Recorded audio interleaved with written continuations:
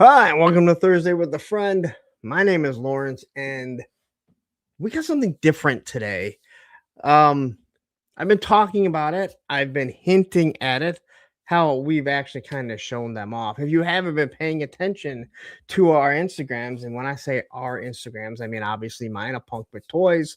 We have Action Figs and Mamu Nestor. That would be Ed and Matthew. Um, we have been dropping pictures, and if you haven't noticed the accessories, um, we wanted to do something, and this is something that Jonathan, Random Diorama, or as most of you know him as Radnom, we've been discussing doing. Him and I have been going back probably for over a year. I loved what they did with Hella Dope Toys. It was very sleek. They are actual. It is actual wood. It is burned into it. I'll let him describe all of that. But we finally came to what we wanted to do. We made changes to it. Well, he made changes to it. I just okayed them. But anyway, let's get these guys on because we're gonna have three people other than myself. So first off, my first moderator, Matthew Matson, Mamu Nestor. How are you doing? I'm doing pretty good. Sergeant Thank says, you. "Get your crates now." Well, you know what? As I was talking, there was one thing I realized I don't have. And that is a link To the to Etsy store. Random Diorama's site that we're going to be. But anyway, we will get that and we'll get that all loaded. Next up is the other moderator, the guy who will be spending time with me at Joe Fest again because I'm kind of a big deal. Action Figs, Ed, how are you doing? I'm fantastic. I'm only spending time with you because I like punishment. Well, you must. I mean, but hey, I didn't really hear you complain too much. I'm looking forward to hearing the voiceover on my walkthrough this year while I'm sleeping. Yet, I still think it's funny that you thought that I was watching my own walkthrough. Well, you were in the room. I was passed out. Like I don't even remember. I didn't realize that at first. But anyway, funny. the man of the hour, the guy that did not give me a link. If you could please put a link. I dropped the link in your Instagram in the Okay. Punk's in the chat. private chat. All right, perfect. In I'll the get Punk's. all of that. I was just loading it up. I was going to put it in there. Anyway, you guys know this guy as Random Diorama or Radnom. He does have an actual name. I don't know if he likes people calling him Jonathan, but sometimes it feels weird to call him something else. Anyway, we're going to introduce Jonathan. Radnom, how are you doing? Hey guys, I'm doing pretty good. How y'all doing? I'm great. Pretty good. All right, sweet. Yeah, we're here with 4 people that like to talk, and then two of those are Punk. Ed doesn't count. He doesn't really like to talk. He's the guy in the chair in the background. I just I'm have not so sarcastic sure comments. about that. Yeah, I've spent a few days with Ed now, and Ed doesn't have a problem talking. Let's just say. get going, but he's gracious about getting out of the way. I'll put it that way. Thank you, Random. Absolutely. All right. Awesome. So I'm trying to get this. I cannot believe I totally forgot to do this. Actually, I can believe I completely forgot to. Anyway, if you guys have not been following the Instagram, we've been hinting at this. I've been telling you guys, hey, you know what? Save a couple pennies. This is all Jonathan's doing. I mean, it was my idea to have it done, or wanting something. And I know I really pushed for the wood crates, but you changed it up so it wasn't the wood boxes that we got from Hella Dope Toys, and it's not the wood crates. Did people ever get the wood crates from Hella Dope Toys? Or was it just a few select people? Just a few select people. Okay. Anyway, okay, I got it now. On the second edition, anyway. The first one, obviously, we sold a bunch of those, but. All right, so quickly, let me get this up here. Are they live now? I don't see them on there. Yeah, I just put them live. I'm going to put them featured at the top of. Awesome. Okay. So this is a link. I'm also going to put a link in the description as we're doing this. Matthew, why don't you ask Jonathan a couple questions while I try and get this done? So, what's your What's your favorite color? What's your favorite color? Yeah, no. Red. You wear it all the time. What was your like real inspiration for doing this different size? Because this is a different size than the Hella Dope ones that you did.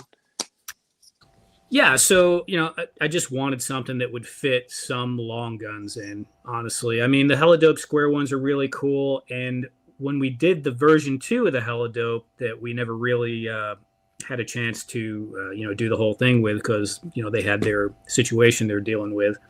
I really liked that style, but I wanted it to be a little bit different for punk.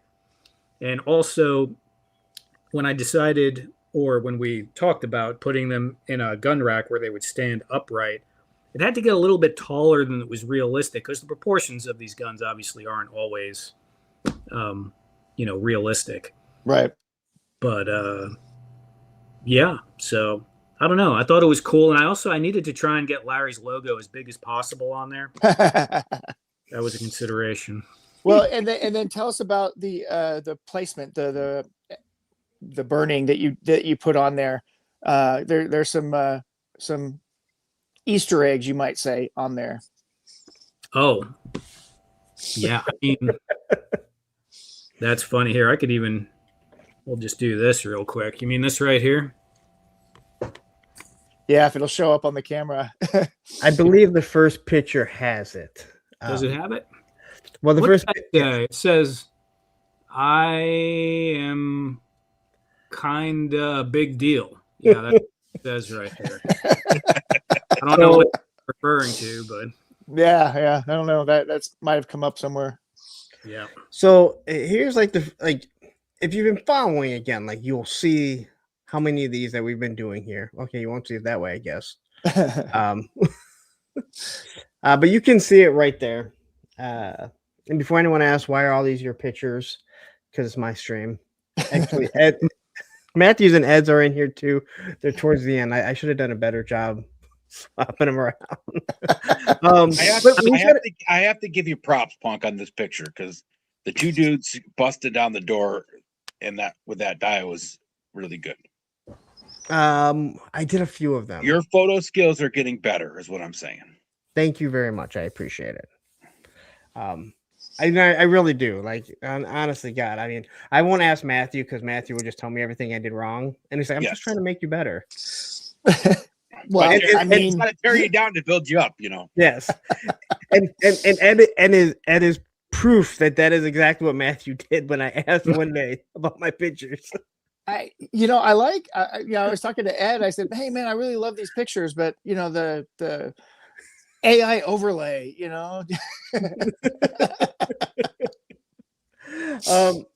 So what I was trying to show here was just like the logo, the I'm kind of a big deal, which you did as like a serial number, which I thought was really smart. Because you really have to look for it. This way you don't have people, it's not just blasted there. Which to me is just be kind of gaudy. This way it's like you said, Ed, I think you said that you had Luke read it and he wasn't able to figure it out, correct? Well, he did after a second, but at first he was reading it like it's written on there, and he's like, "I kinda what the hell does that mean?" And then I had to tell him the whole story about Joe Fest. Perfect. That's exactly what I was envisioning, so that was perfect. And here I kind of wanted to show the XMLRs in it, and then it just fit perfect that this the RPG, once you remove the RPG, fits in perfect. Nice for the other crates. And on this side, you can't see I actually have both of my rockets in it. Now they're gonna wobble around because obviously they're not molded. Mm-hmm. But this was the thing that I know when Jonathan sent me. He wanted because I went back to the inspiration of Top Fun Toys and how he made those crates, but really they're only going to fit specific guns, which is understandable. They're his guns, whether you buy the AK-47s, the M16s, he has to modify each one. But we wanted to have things just kind of fit in there. Now, the one thing that we did realize on the early samples was Jonathan made it so it would have 5 slots, but we quickly found out that that's an issue because the weapons are a little bit too wide. So you Not- broke them down and only have 4, correct? Yeah, they're down to 4 slots now. I mean, the thing is I don't have a lot of toys, as most people who know me know that. So I don't have a whole lot of weapons to choose from. So I use some of like Mark II's guns, and some of the guns I use were very thin in comparison to especially classified guns.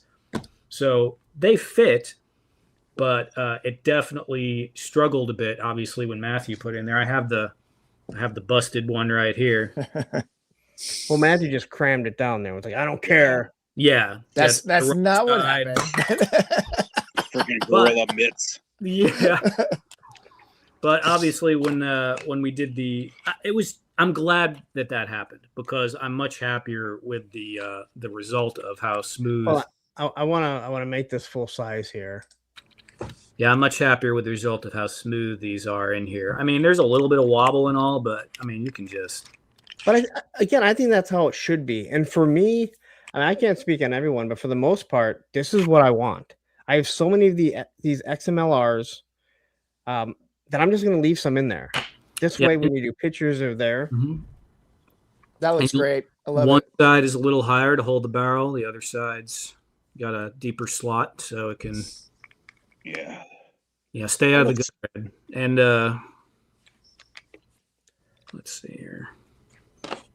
No, the upgrade looks really awesome. I love how it looks in the crate. Yeah, really clean. I'm glad. Yeah.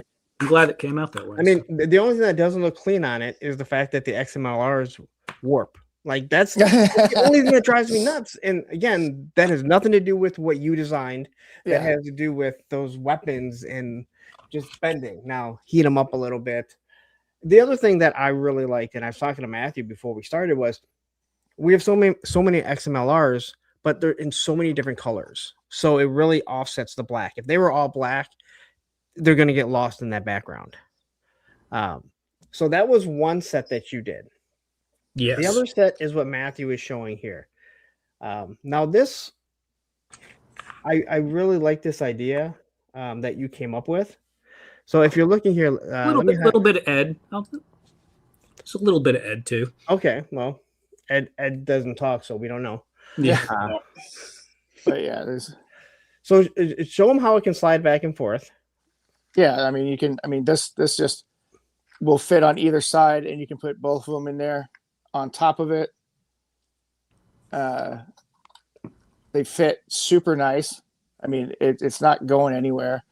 Plus you can take them out, and then you have the larger one at the bottom. And you can slide that one off and put it on the top. That's how I did the put the can, RPGs in, and they slide out really easily. Yeah, so you just got to use the 2 fingers on the inside, and they've got little handles there. The handles are nice. If you warm up the hands of your guys, even with trigger fingers, you can fold them out. As I've got on a couple of my pictures, you can see Stalker and Mainframe are carrying the little crates. And then, yeah, I mean, they fit in there super clean, super smooth. It's perfect measurements. So nice job. Thank you. And so, what is, and Crow here is saying, it's good to see the inserts slide out, easier placements.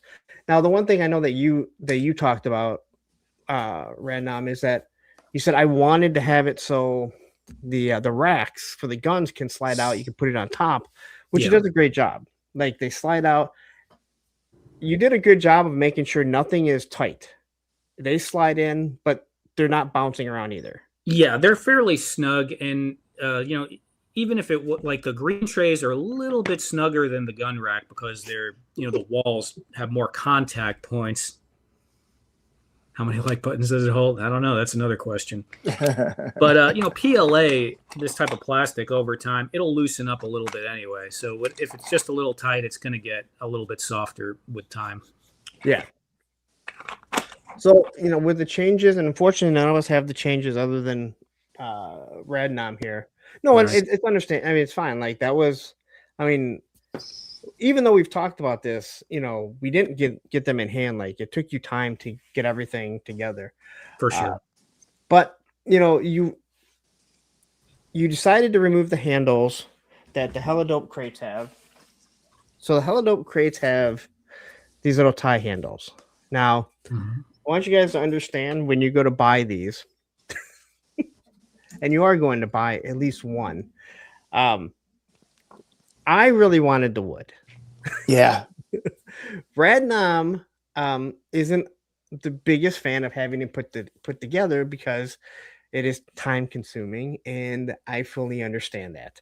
So one of the ways that he looked at it was if we remove the top, remove the handles, and again, I'm fine with it. Like the handles are a pain in the ass anyway to get an actual figure to hold them and then balance. So the difference is you can't, unless if you remove the handles, you wouldn't be able to slide those into here. Now, if you remove the handles and you have one of these, they'll slide in because they're the exact same dimensions. I realized when I tried to putting it in that got in the way, which is fine. If you want to remove it, if you have these, great. You can do, either or. Yeah, it's like a feature trade-off, really. I mean, these don't have handles, but you can stand the guns up in them. There's a gun rack. There's trays. There's all this, additional functionality in comparison to the hella dope ones. The hella dope ones have no chance of having a gun stand up in them because it's just too short. Yeah. But we can use it. I mean, again, the whole idea of the different what is it? The crate, not the crates, but the inserts. The inserts was that they slide around. They can be taken out. Yep. I know Matthew has the dossiers in his, along with the Necronomicon. What is it? Necronomicon Ex Mortis. Yep. The Book of the Dead. So this was something that I've said before. Like, if anyone remembers the hand grenades, I wanted to see those in the backgrounds of people's live streams.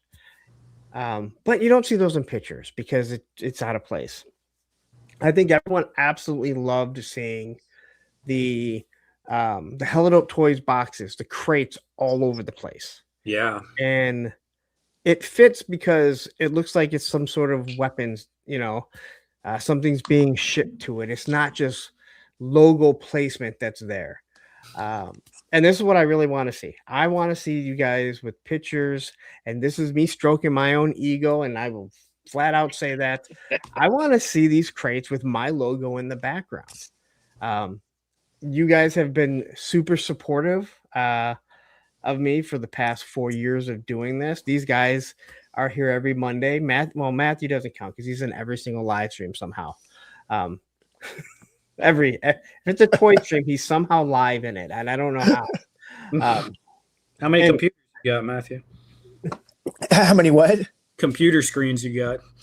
Currently, right now, 3. Yeah. So this is one of the things, but also I wanted something that was going to be functional, be functional, that you can use, again, like having a grenade or just having like a picture in the background. I see people, I love when I see, G.I. Jetman. He takes pictures and, my sticker will be in the background. Evil Dookie does the same thing. I love it. I don't know about you guys, if you have stickers or logos, it's awesome to see. That's the reason why we pass them out. But this is something that when people are doing nice pictures, and let's be honest, some of the stuff that like Matthew and Ed do they get passed around on different, on different pages and stuff. That's what I want to see. So I thought, hey, this is perfect. The logo isn't some crazy logo where people are like, wow, that just sticks out like a sore thumb. So it was just an idea that I had, and Random was all for it.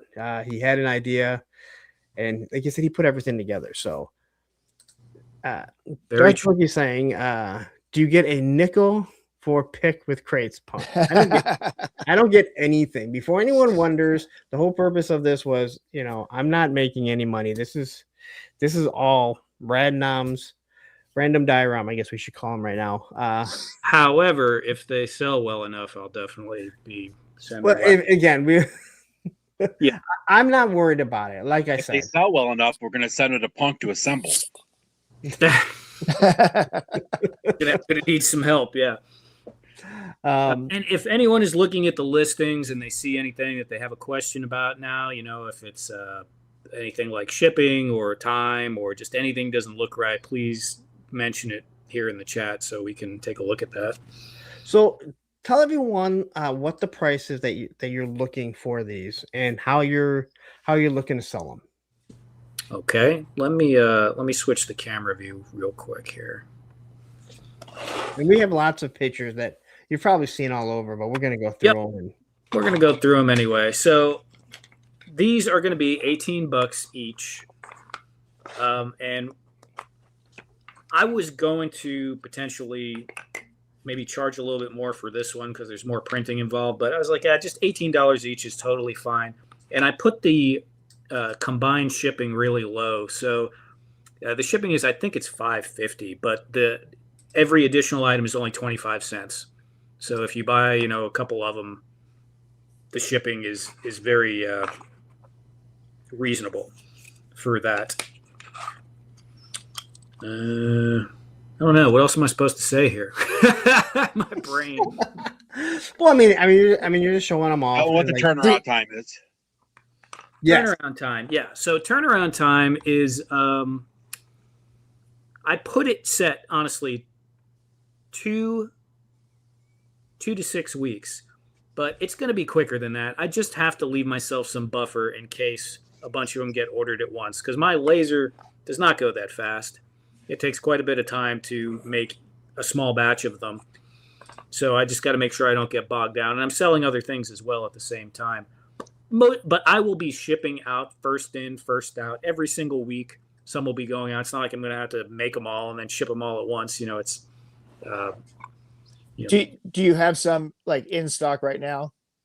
I don't have them complete, but I have parts from several different, not all of them, but I started pre-building parts for some pieces. Yeah. Good. So these are made to order. So correct. Yeah, no, this is but not again, like I Hella believe, Dope crates that we had a bunch made already before we set to put them on sale. Yeah, because I don't think I can mentally handle that. Yeah.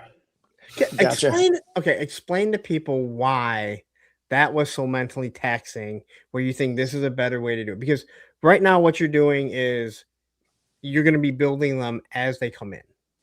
Correct. So why was it so mentally taxing for you? Well, when we did the Hella Dope crates, once again, my laser is pretty slow. I live in a smaller-ish, not terribly small, but 1-bedroom apartment. I don't have a shop, so I have to have like windows open in my room with a fan blowing in and then an exhaust out the other room to pump the smoke out. And to do that many crates, I was printing or laser cutting for like, I don't know, 3 or 4 days of 8 to 10 hours a day, like all day. And then one of those days, my AC broke because I was, it's Texas, man. It was like 106 degrees outside and my AC is trying to fight this, even though I had the doors closed. So it was quite an ordeal. And if you do something once, it's fun. Twice, hey, it's pretty cool. 150 times, I'm not complaining, but it's a test of fortitude. I've watched Random assemble these by hand, and that makes me insane just watching, let alone. But I mean, they're so well made. You can trust that you're going to get a good product, and they look great. And if you're looking for background pieces, looking to advertise a little bit for punk and support Random Diorama, these things are really awesome. And you can see in some of our pictures, they look great in the warehouse type setting or whichever ones that you're looking for. Yeah, and so like here's some pictures. Again, if you're following me on Instagram, you've seen all mine. You can see the size of them. These, both of these are stacked up next to each other. Now I was just trying to make it so it looked like the ammo chute was coming out of there. Yes, nice background. Thank you. A real nice guy did those for me.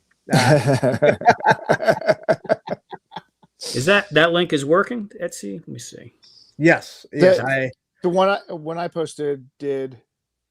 I haven't tried the second one that was put in, but yeah, the one that I put in definitely works. Okay, sweet. So it is there. I think that was his way of saying no one's ordered any. Is it working? No, is this? There is lag sometimes on Etsy too. So here's just an idea. So you're getting the size, how it pops off, and everything. Now, the one thing I did want to show people, because once again, there are 1/18th guys, and that was one of the big questions with the Helido boxes. How do Mhm. they fit with the 1/18 stuff?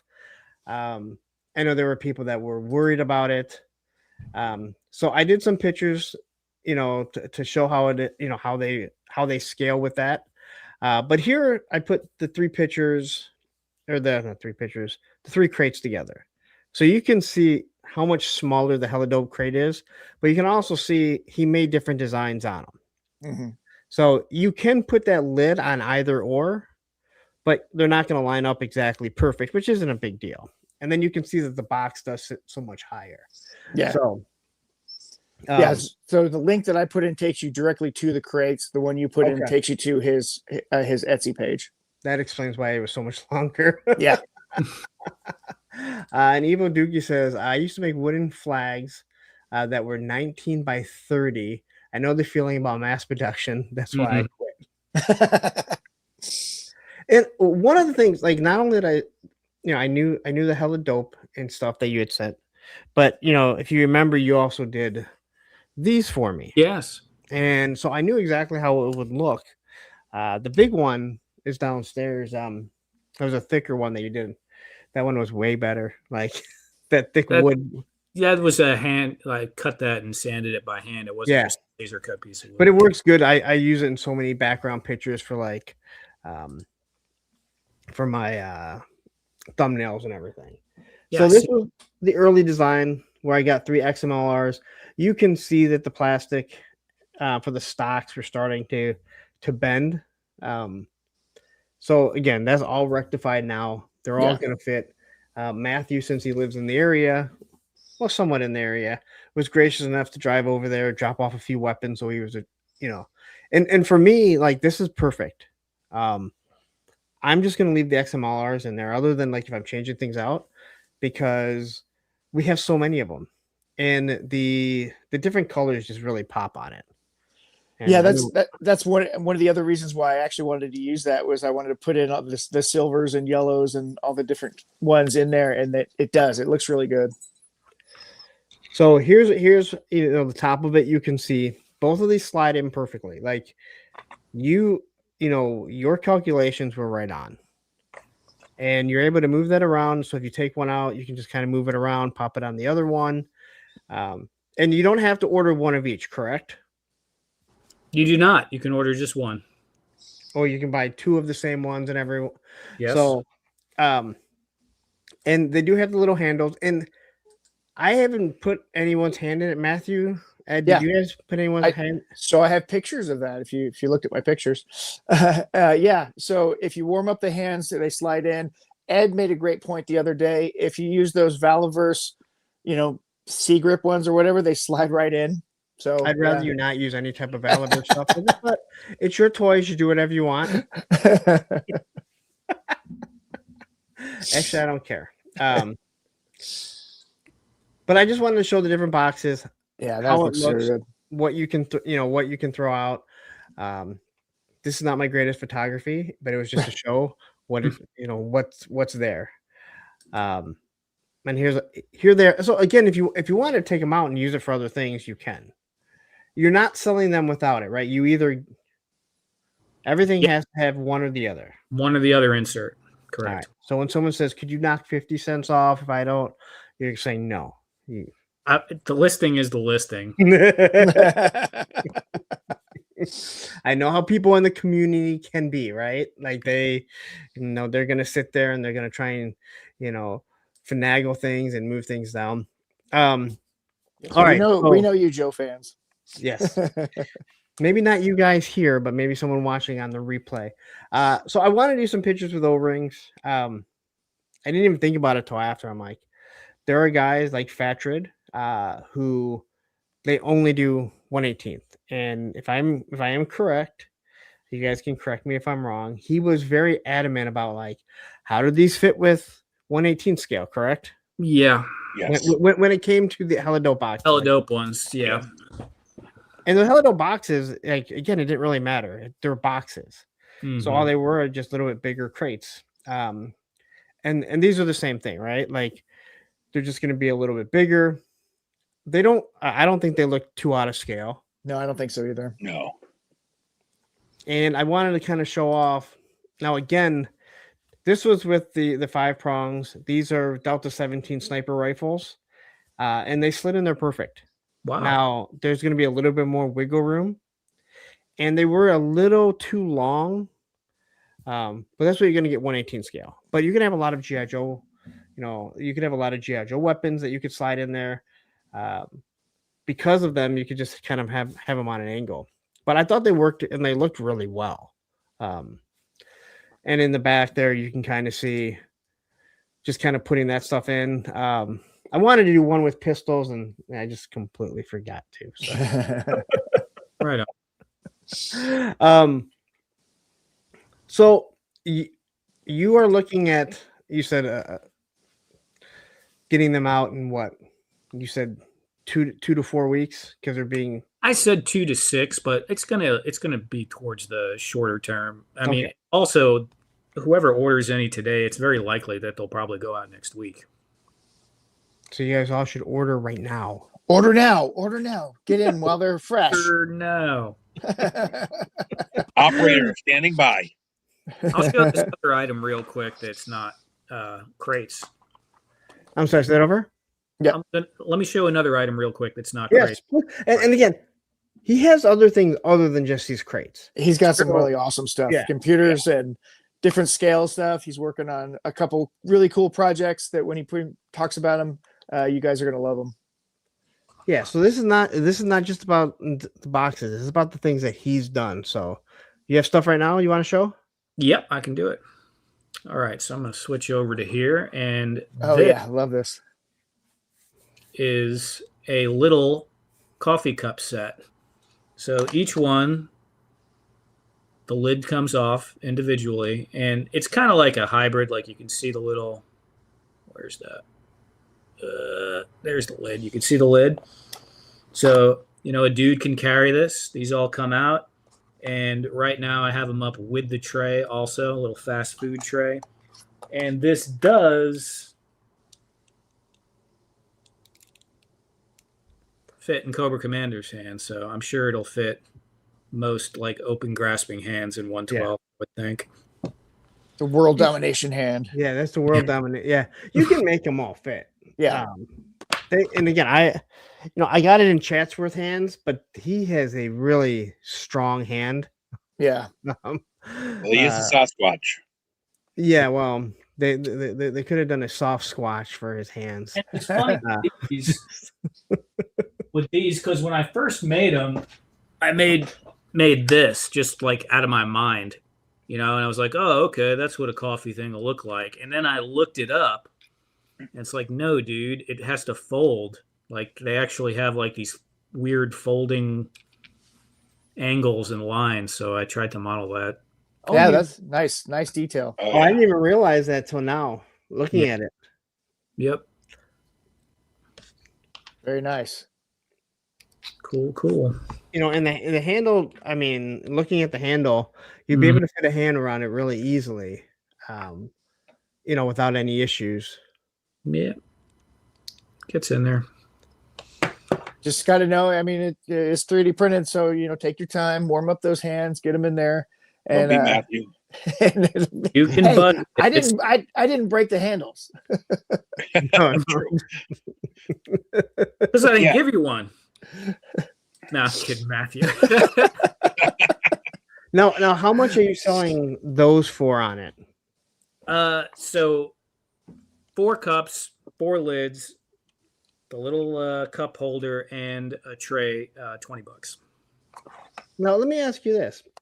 I was looking at the tray and I was like, what would go perfect on the tray there is an etched in logo.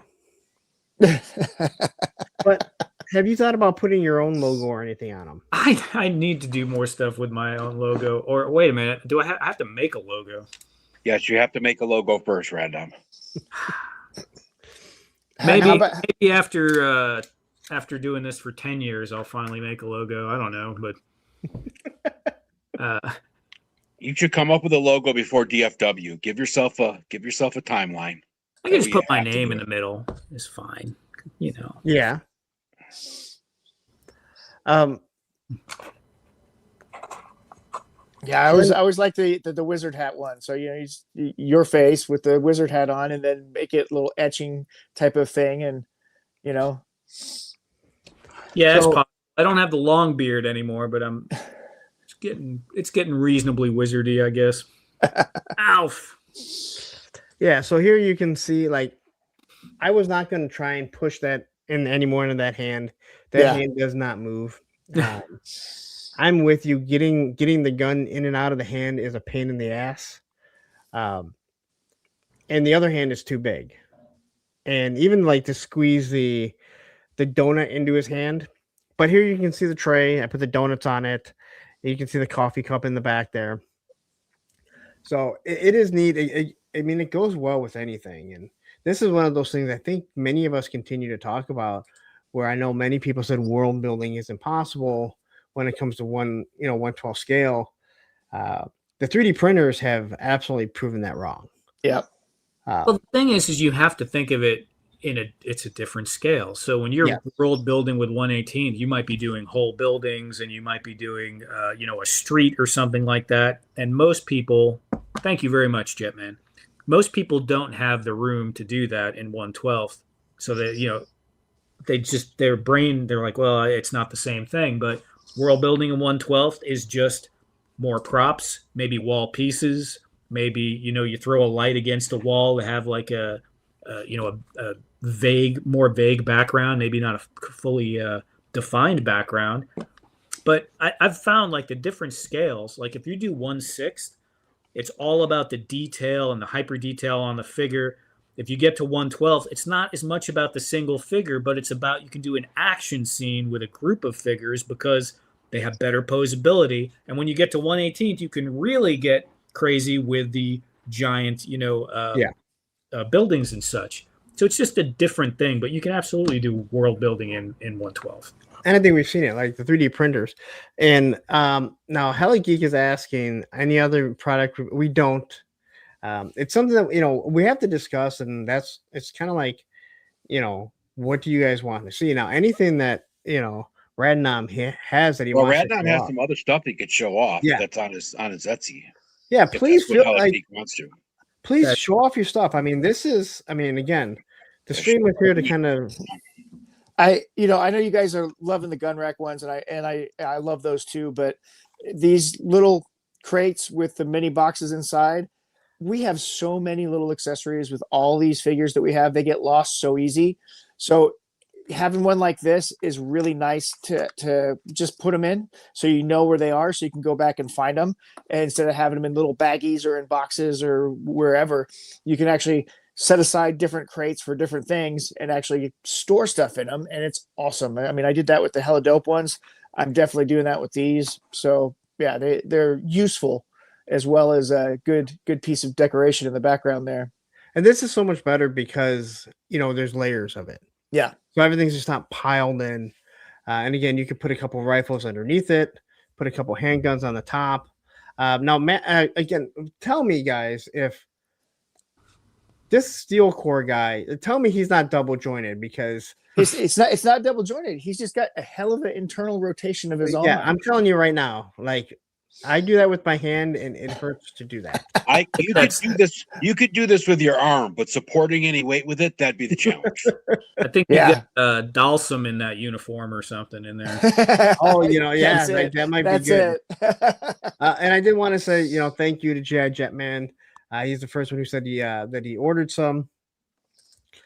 But yeah, so these are some of the pictures Matthew did. I actually deleted some of them, but it didn't matter because all the pictures that I put in just hit the space that I can use for slides to load onto darn you, punk. On the StreamYard, because God forbid that when they raise your price, they don't give you more space to load bigger slides and everything. What's your limit?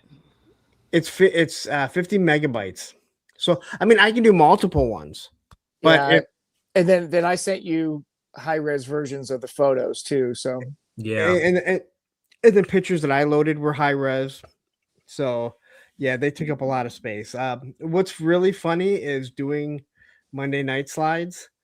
Um, Normally, out of all the slides, the McFarlane slides take up the most space. I don't know if it's just the site that I'm getting it from or what. Hmm.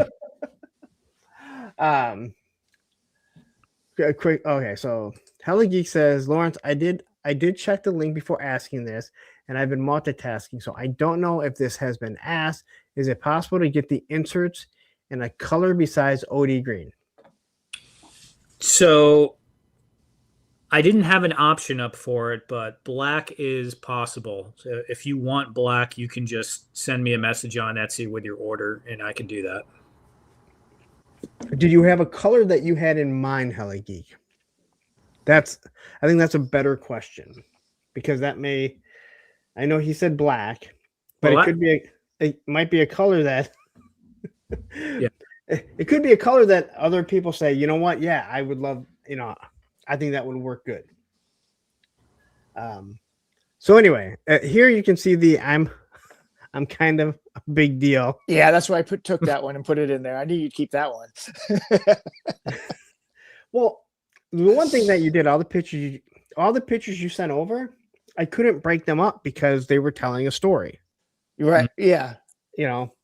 Which I definitely do appreciate. Like the Stalker one, you are telling a story.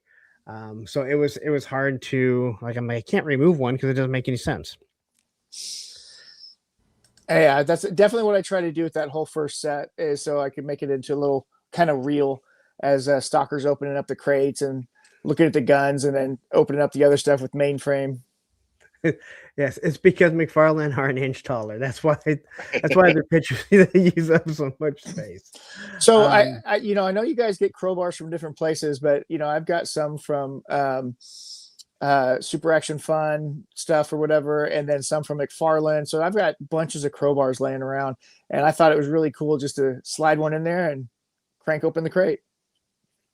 All right, so I think this is a really good. So I think It this is a good point. He says black works. I just associate the OD with Joe's, and I'm more of a Cobra dial guy. So my question would be for you, and maybe other people would be interested, is could you do a dark blue for like Cobra? I don't have any dark blue. Okay, then the answer is no. No. Green or black? That's your choice. Green or black. I honestly, I do have a lot of colors, but I don't have many blues.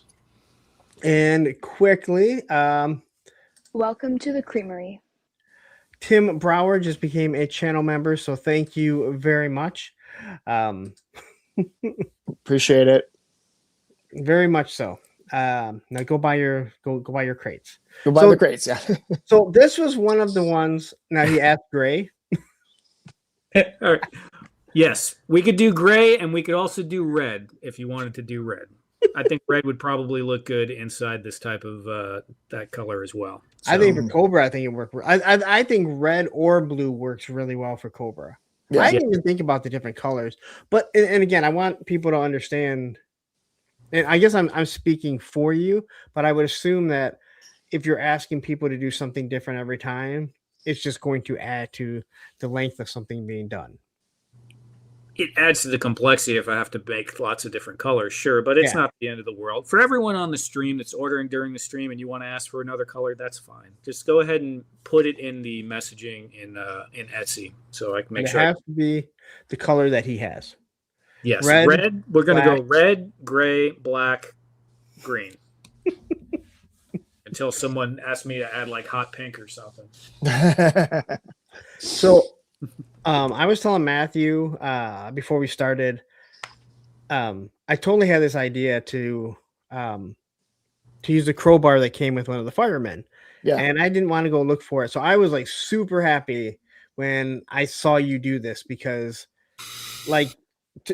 seriously, this works perfect for having a crowbar, breaking the seal on the lid here. So I absolutely love this. And this is why, like I said, I couldn't remove one of the pictures because it all works together.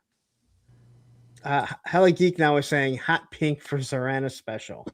You know, it really would work for like the dreadnoughts. It ain't gonna work tonight. Hmm. I'm gonna turn into Henry Ford here in a minute. You can have any color you want as long as it's black. What about Kazoo Blue? So are these the other ones that got deleted? Was him opening up the second crate? Yes. Okay. Because that's Yeah. the one that showed them carrying the pieces. Yeah. Okay. Yes, these are just up here because, and I knew you sent another, and I'm like, and I don't know how I deleted on it either. I had to go on my, but by the time I realized that I had already done everything, and I'm like, oh, I'm not going back. If you pull up my Instagram, you can see them on there. I don't know what this is saying. What about chartreuse? It's a color. Okay, that's a no. we came up with red, black, gray, no blue, or cobra colors. Yes, we know what the cobra colors are.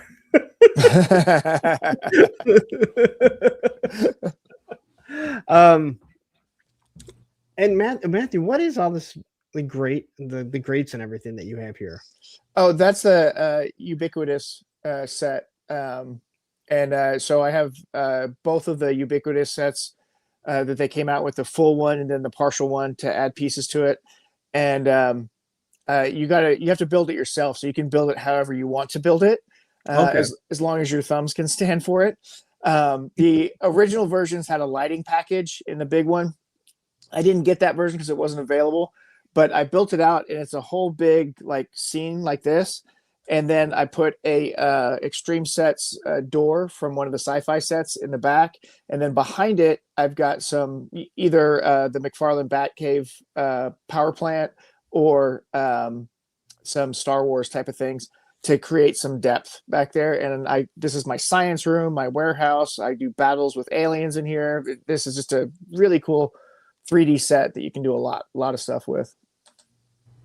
Yeah, and I'll tell you what, like the moment I saw you put Slaughter in there, I actually brought Sergeant Slaughter up here. And I never did any pictures with him because I threw him in the hella dope box. No, actually he's in the dumpster.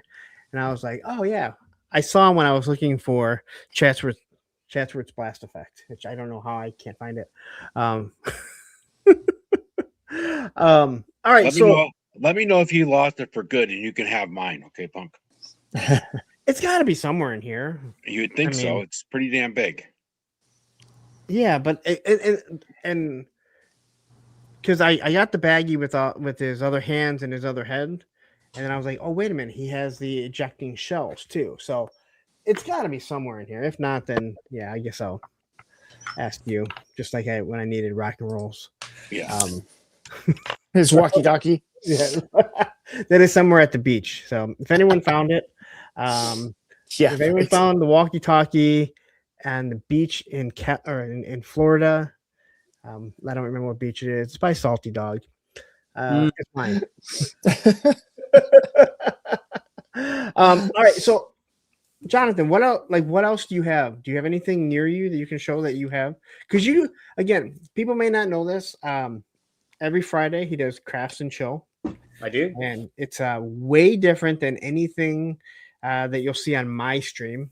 He's not high strung. He doesn't ask people, "What the fuck are you talking about?" And you might actually. No, he doesn't. No, I do that for him in the chat. Don't worry. If someone shows up, you may one day ask that. No, he won't show up there because I won't let him. Okay. There you are, just gatekeeping. Yeah. That's what the moderator's job is. We have a nice chill chat, and if he started with what he does, I would not be able to tolerate it for more than 5 seconds, so he'd be gone. Well, awesome. You've had experience too. Yes. Yes, Darth Berkey said ordered one of each. Thank you very much. And again, I don't think anyone's going to be disappointed. They're great. If you're doing pictures and you're doing stuff like this, again, it could have almost anyone's logo on it, as long as it's not too much and it's not like too, funny and stuff like that, then it works because it's just background. It's just a logo. But this, and if you really want to, you can get a little lighter and you can burn it off so it's all black and so it looks like the Indiana Jones one, right? So I'm just, you can. Or you get the marker and just cross through where it says "a punk with toys" and be like asshole. Just write whatever. Yeah, there you go. And he'll probably like that. As a matter of fact, if you did that and tagged him, I bet you it would end up in his story. If you were able to make it look like it was spray painted over, that would look awesome. Yeah, like, it would look. Do one of those circles with a slash through it, right over top of that. Yeah. Just like the NWO when they spray painted the WCW championship belt.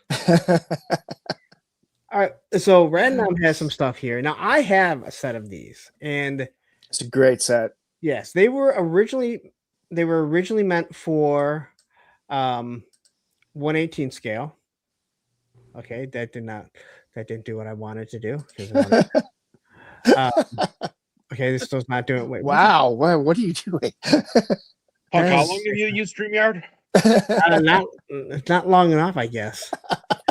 All right, so the computers and stuff are too small for the most part for your 1/12 scale, but everything else can be used. I'm sorry, yeah, everything else can be used for 1/12 scale. Well, the computers actually work for 1/12. They're just short. Yeah, the actual stand is short. Yeah, right. I mean, the stairs and the catwalk work pretty well for 1/12. Yes. Little barrels obviously can be 1/12 or 1/18. It's just a matter of they're smaller and kind of look more like, I don't know, explosives or something with that as opposed to the 1/18. But this is the catwalk play set, which is this set right here. Everything here. You get the 2 consoles, 3 barrels, the catwalk, and some stairs. I think I have either 2 or 3 of these left on the Etsy page. And this is the tower that goes along. There it is. Tower that goes along with it. Let me zoom this out, and I'll show you something that was really cool when I made this to me was it breaks down. So I just like doing this because I was surprised I got it to work the way it did. But easy peasy. You do got to be careful because you can tweak these and snap those if you're, you manhandle them a little bit. According to the Etsy, you have two. Don't let Matt put it together. 2 catwalk play sets and 3 of the towers left. Yeah, that should be accurate. And I mean, if they sell out, I'll print some up again. But the catwalk playset has 21 3D printed pieces in it. I have to glue and assemble together, so it takes a little time for me to restock them. And they go really well with a Robo Skull. Yep. I mean, the red matches really nicely. So if you need a way to, if you're using the 1/18 scale, you want them getting into the Robo Skull, it works perfectly. Yeah, so I had the Robo Skulls and Baron Mortifo over there the other day, and I was like, yeah, that's a lot of black and red. It's awesome. Yeah. And it's not painted, correct? No, there's no paint on it. It's all multicolor 3D print. So the paint is not going to rub off. Oh yeah, dude. Apple Barrel, all the cheap paints for dioramas. Apple Barrel, Folk Art, Craft Smart. Those are the better ones. They're more watery, and it spreads easier on foam. If you use thick artist paint on foam, it's a pain in the butt. Yeah. And so how much do you have these? Did you say how much you have these for? Towers are $25. The entire catwalk set is $50. Okay. And before anyone asks a question, no, it does not come in 1/12 scale. It does not. Right? But again, if you had two of the catwalks, it creates a nice length that you can do certain things. The steps actually work perfect for the 1/12 scale. Yeah. They work. They work Yeah, perfect. it's just like when you use it in 1/12 scale, if you were to, want to get some multi-purpose use out of it. Once again, these fine for 1/12. The steps and the catwalk, instead of looking like, a broad catwalk, it looks like, like a little crawl space catwalk that you might have like in an engine room or something like that. It's just a different vibe, but it definitely works. And so another thing is, if you scroll through my Instagram, I every now and then I'm actually proud of some pictures that I've done. You'll see, if you scroll back to when you see the ramen van when I first did it, this fits perfect to the back of the ramen van, and I have it like it's rolling the hella dope crates into it. Nice. So it lines up almost perfect to the ramen van. So if you want to do some sort of scene like that, it works really good. My idea, and I didn't say what I was going to do. I messaged Debo to be like, hey, I am going to be taking some pictures with that water moccasin. But it's going to take time because I need time just to set everything up in space. I'm basically going to be trying using this as a dock, and I want to raise something up. I have the water printed out, which you see as sky because it works also as sky. If anyone wonders what that sky is, that's 3D printed water. And then here is Tony's Figs jumping in and say, hey, it's Thursday with 3 dorks and Rad Nom. Three dorks, one nerd. Pretty much. All right, so that's one other thing. Now, do you have are you still creating any of your computers, consoles, and everything? Yeah, I got more stuff. Just give me one moment. So I know you sent me a computer console, and this is all made of, is it foam? Someone corrected me. Oh, those old school ones. I still wait. Do you have other ones? Well, I have some more 3D printed ones that go with the catwalk. I should probably show those, huh? What do you think? Man, maybe so. All right. So Nolan, Toy Tube Okay. Official says, I have the catwalk place set up for my Delta 17 figures. Yeah. Awesome, Nolan. Yeah, there are a few people. I mean, a few people that actually have multiple catwalks and some stuff set up, and it's always cool seeing those pictures. And if you ever take pictures like that, just tag me on my Instagram, and I will, put it up in my story. And quickly, do you know what would go really good on the catwalk? That right there. That right there, huh? I thought he was going to say right said Fred. Well, so if you're taking pictures and you have the catwalk and you put this punk with toys thing down and you stick this right here, it actually brings it up to the height for 1/12. There you go. It's actually right at the right height. I mean, not that this is ideal, but you get an angle. It'll look pretty good if you angle the camera right. All right. So the next question is going to be, so the wood crate, can you make that in red for me? And it will all match. No. The answer is no. Although I did experiment with that a little bit. When I was doing the hella dope ones, I was thinking about doing purple. And I can paint the wood and then laser cut it after I paint it. And it looks pretty good, but that's a lot of more process. Yeah. Now, I like the ones that you created for the DFW show last year, because I thought that those actually work really well with 1/12 also. And you had the little slot in there so you could drop an image in there. That was a nice little console. Yeah, I use that little console with a lot of my shots. That's individual one's perfect for 1/12 scale. So it was funny because I was trying to decide what I was going to bring to DFW last year, and I have the iterations as I was going through, and it started with like this Mac Lisa looking thing from 1981. And then I was like doing something like this, and I had all these problems with getting the the font the right size to get that to print out, and eventually it got a little better.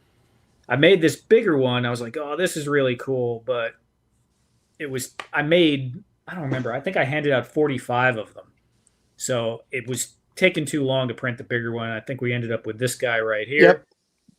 And you can see on the back, it's got the DFW Joe 2025 random diorama, nice and legible. And like Matthew was saying, is there's a slot on top of them so you can put your own custom graphics into these. Now, you can't get any of these anymore because that was just a handout. But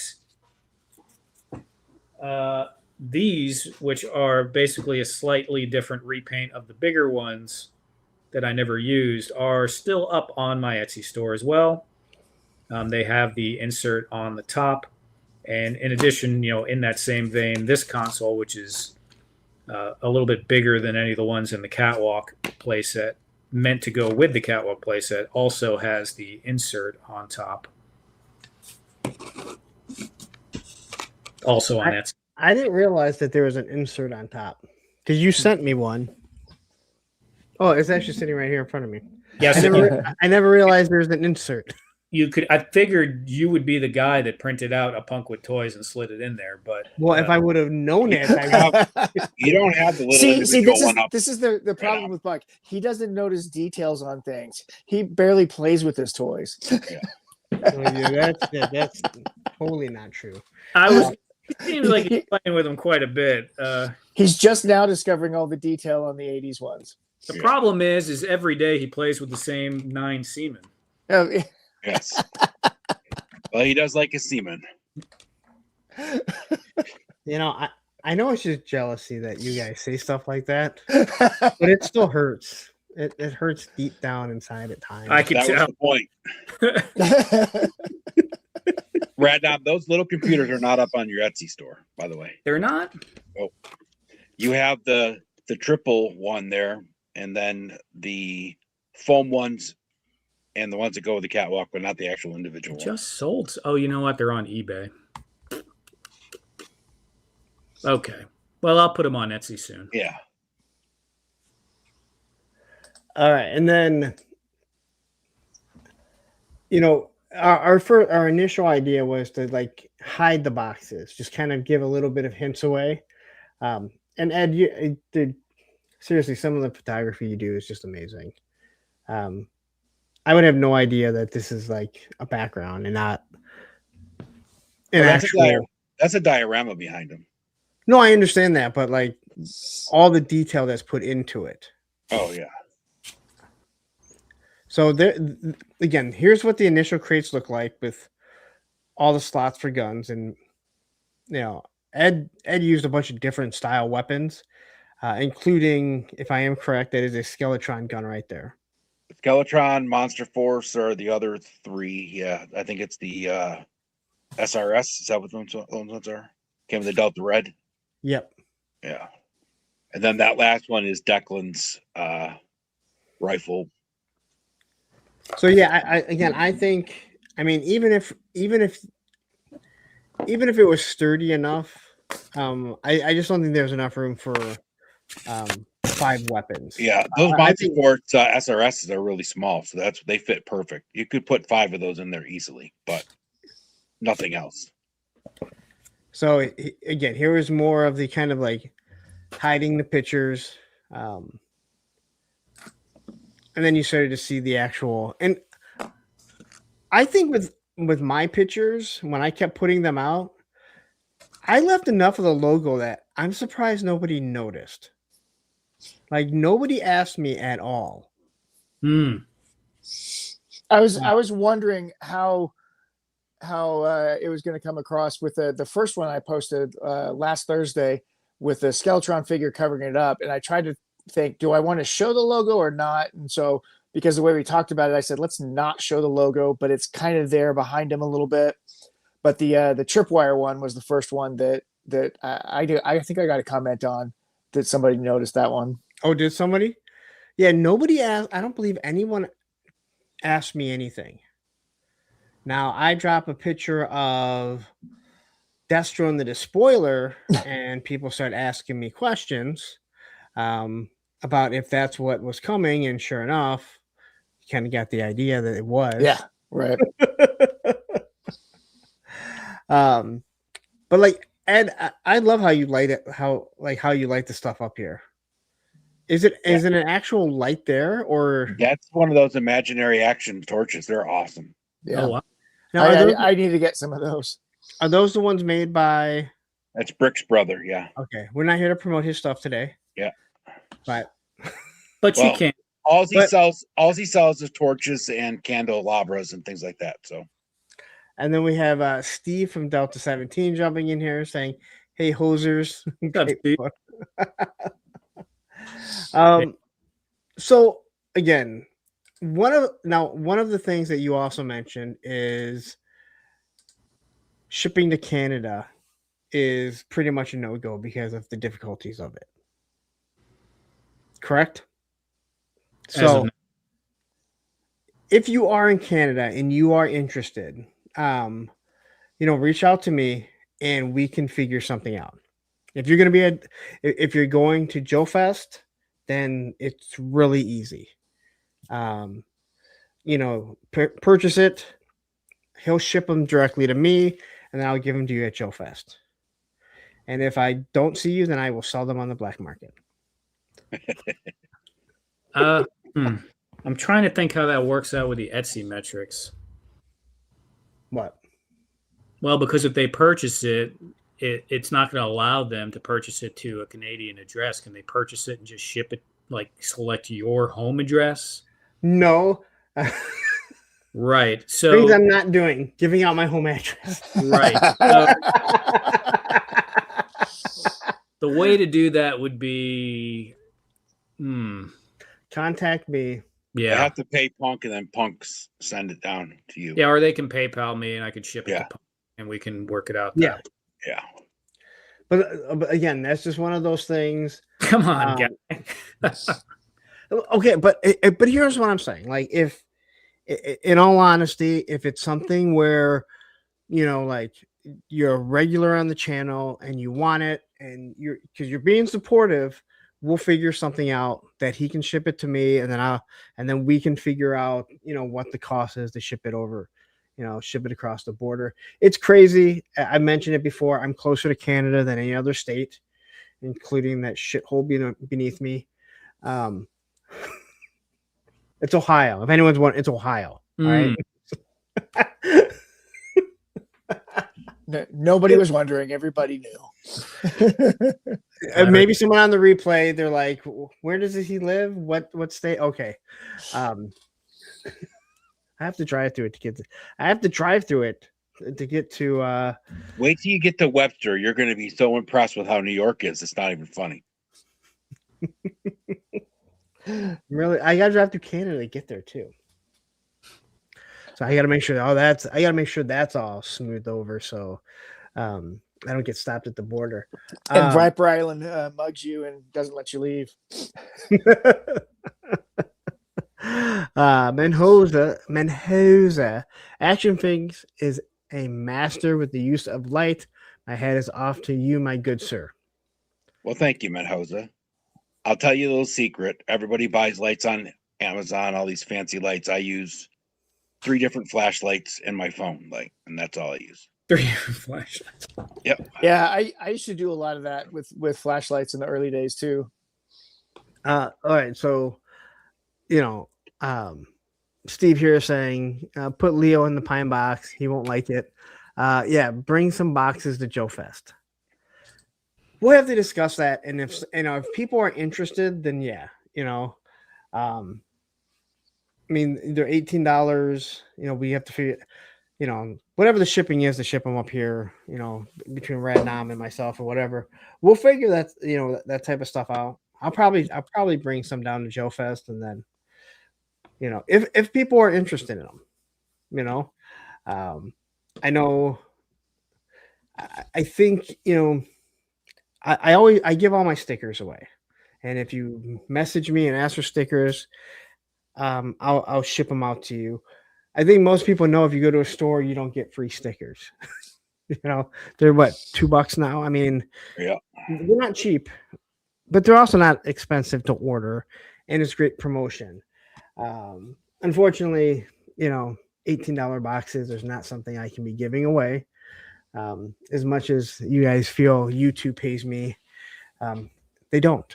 Well, you're milking all your followers. So. That is right. That's the creamery here is is in full effect. But I do want, again, we have such a big fan base. I hate saying fan base. Like, what's a better fucking term? Following, like a cult following. I don't think that's any better. Like, I have such a big following in Canada. If he was a cult leader, I would not drink the Kool-Aid. Let me just put it that way. Community. Yes. Just remember, the Kool-Aid, the cookies that you might get, they're all laced with something. Well, you could look on the bright side. Any Kool-Aid or cookies you get from Punk will be straight edge, so no alcohol and no. So that's nice. Brotherhood. Here you go. So quickly show off the boxes again, kind of give everyone an idea. People that are just tuning in going, wait, what is this drop? Now, did you have any ideas for any other products that might be coming? Coming or stuff that's already up? Stuff that you might have in mind to do. Yeah, sure. I can. You know what? Let me just do this real quick because I already have this dang thing set up, and then I'll move it. Okay. Let me just a really quick. This is the wrong way. There we go. Basic dungeon diorama. And these are also made to order. I have these up on Etsy, and these have actually been selling pretty good. I've been selling a few on eBay, a few on Etsy. That looks really nice. Thank you. They come with 2 of these handmade crates for now. I really need to start making 3D crates, but for now you get 2 handmade crates. And this will be magnetized when you get it. This one is not. And also I'll include the barrel. Nice. Hand painted. Wow. All hand painted. So there's that. And as far as things that are coming up. And how much are you selling those for? It's either 80 or 85. Okay. Yep. And all handmade except for the 3D printed barrel and the 3D printed door knob thingy. The dungeon is 80. Okay, sweet. So and I mean, I don't have your. I mean, I have enough of your stuff. I know I have stuff from action figures sold separately, and guys like Random and Action Figure Robert, what they do with is it foam? I don't want to get it wrong and get yelled at. Right? Yeah, it's XPS foam, insulation foam. You have one of these. Yes, and this I like this. I love what you do with the serial number on it. Mm-hmm. I love that because it gives you an idea of what it is. They're super light, yet they look heavy duty. Yeah. But these things are, again, these are handmade. So I know when people look at the prices on things, and this is stuff that I've talked about numerous times. People are putting their hard-earned time, their talents into this, and when people say, "Well, I could just do this," well, then why don't you? Right? Yeah. Then why don't you? Like that? I mean, that's the whole thing. And I know you build this. You build a lot of this stuff, on your Friday night streams. Yep. And if you're not following him on Instagram, you'll see that he also does little shorts, little reels with this. Some people will say, "Hey, you know what? You're using other people's." Man, that was one guy. One guy. I've never had anyone say that. I'm like, you sent it to me. Stuff. I saw that and I'm like, what the heck?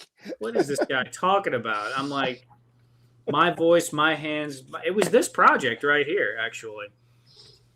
And this that looks really nice too. Those light up windows, the see-through, transparent 3D printed windows, also for sale on Etsy. Let me see if I have a light right here. So how much is that? The window set itself is 20. Okay. Yeah, 2 windows, 2 frames. Now the diorama, I haven't put it up for sale. It's not done yet. I'm still using it for the reel series I'm doing. But yeah, those windows are pretty slick. Just like Deadpool to have a red light in his window, I'll tell you. Yeah. Red light district. Yeah, just like Deadpool. Okay. So one other thing that is coming up, it's not done yet, but you've seen it, and Matthew has seen it too. Let me get his prop that he sent out of the bag of illicit goods that Matthew brought over. Quickly, I like this. Wait, hold on. Steve from Delta 17 says, I could do that. I just need expertise, talent, experience, materials, ideas, etc. Ignore the dumb critics. Props go to the man in the arena. I am with you 100%. Yeah. Thank you. Then it goes to all the guys that are 3D printing stuff. Like it takes time. Like they fix things. You never see the things that fail. Oh my God, I have a pile of them. Have a pile of them, dude. So yeah, I'm making little file boxes, 1/12, like the Iron Mountain ones that you might use at work for any kind of records. And I don't remember where you guys said this was from. That's from Chuckles. But Chuckles file fits in there pretty much perfectly. These are not up for sale yet because, hey, my 3D printer failed on it earlier when I was trying to make enough to make a display to take some pictures of. But all right, so can you make that filing can you make that file a little bit bigger? What? The box? Yes. And the reason why I asked that is because Larry. So yeah, if you put it that way, they'll fit fine that way. Yes. The Operation Monster Force is just a little bit bigger. Soldiers of Fortune's bigger. Yep. Thing is, as you start making these bigger, they start looking goofier and goofier with 1/12.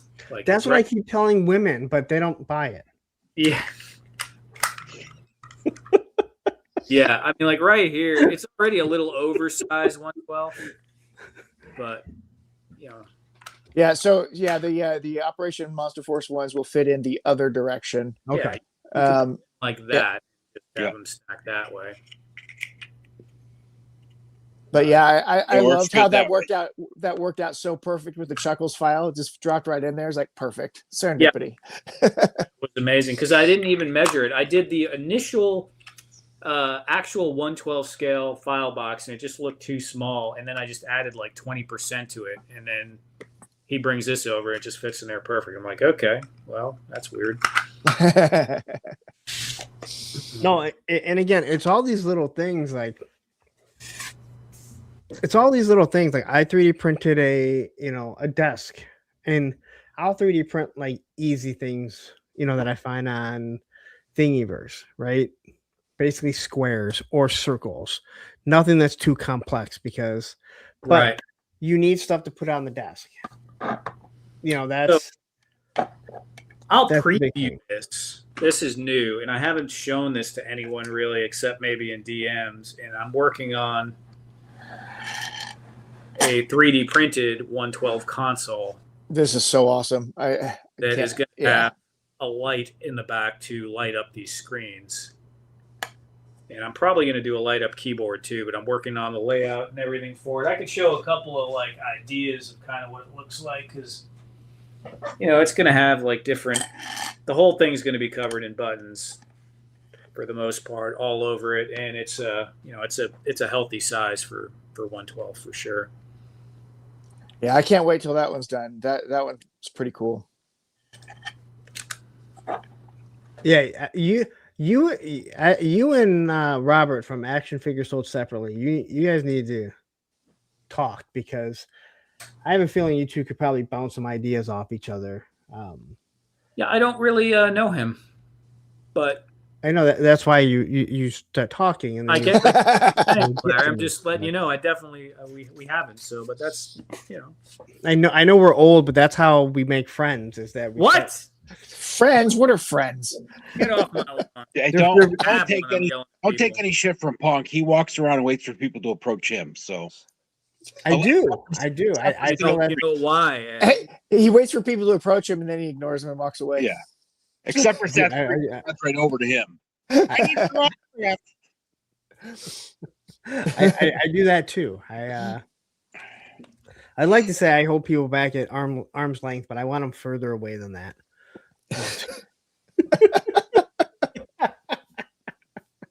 I mean, it depends on whose arms you're talking about, right? I mean, how long are your arms anyway? Not if About I had 3 inches. yeah, if I had Carson's arms, and yeah, that's a good length. We were going to do the crates again, weren't we? Yeah, because I think there's some people that have kind of strolled in wondering what's going on, what they cost, again, what the turnaround time is. I gotta say this though, I like what you're doing with all the foam stuff. Yeah. By mixing in with the 3D printed stuff, because there is some stuff when you do 3D printed that you're not going to get the same detail as you do. Yeah. Yes. I'm working on that because I've been seeing guys now, that have really been, and we all inspire each other, dude. Like High School Creations has been doing it for a while with the 3D printed and then painting. And Toy Blocks has been doing some really cool stuff too. And so I've recently, Sarge can hold it. I've recently been like experimenting with little swatches. These are just 3D prints, but then did some painting on them, and like this is pretty good. Like that'll pass, and bricks will pass too. I just used to always. Now, if you have it next to something that is handmade, I don't know. Yeah. I don't know. When the details on the camera when it's really close, the handmade ones, they look a little bit better. But if you zoom back far enough and there's enough detail on the 3D printed stuff, because you could get small. If you tried to do this for like 6 inches by 8 inches or something like that, you would lose your mind trying to do that. Okay. But 3D printed, not a big deal. Once you have, I have a feeling that I have a feeling that as you're saying some of this stuff, Robert, who's been watching, he's probably just like, yep, yep. Sure. I mean, I have a bunch of his stuff behind me. And he does such a wonderful job. And again, I have a lot of people that will say, "Oh, dude, you can learn how to do this. Like you just like I understand I could learn, but everything in life takes time." And it's like, I'm doing YouTube and I'm working a full-time job. I'll let you guys do that. Let that be your focus, right? Like everyone should have their own specialty. Yeah. Well, you can do a couple of things, but yes. Been carving 3 columns this whole stream. Oh, sweet. The biggest prerequisite for doing something like this is, well, one, desire, but the second one is patience. You can't do little things like this if you're not a patient person that can't sit still for long periods of time. Yeah. I mean, you can do a little here and there. Full screen, punk.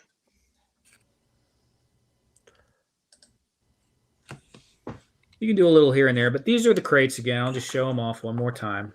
Probably not the last time. Punkwood Toys. They are made by me. So put my name on the bottom. I might shrink that a little. I feel like my ego is too big there with that size. Nope, I think that's perfect. It's perfect. Yeah. Yeah. I know. It's so much bigger. Look at how I made them on the Hella Dope. I just didn't even realize it until later. I was having a hard time getting it showing up, and I kept making it bigger and bigger. But no, this is your design. Like your logo should be there. I mean, it should be on the bottom where people can't see it next to mine. But yeah, because his should definitely be on top. Because I'm kind of a big deal. You are definitely kind of a big deal. So yeah, this with Matthew bringing me this is kind of making me want to do like a whole weapons room, but one thing at a time. So there we have that, and as you can see, it holds the 4. Someone say the name of these again. XMLR 3A. 3A rifles. Very well. And God knows all the people that whined and cried and said that every classified should have this. Well, I think we're almost at the point you have enough for every single one. Yeah, and this goes back to like that world building again, right? I mean, just one crate, you get the trays, the lid. I mean, there's a lot you can do there. Guy can be holding these trays. They have the handles on the side that hands fit into perfectly, because I realize you don't need supports if you do a specific angle, which I didn't stand before, but you get a free beard hair in there. A red beard hair. What is this from? Skeletron? Yep. Sweet. I knew something.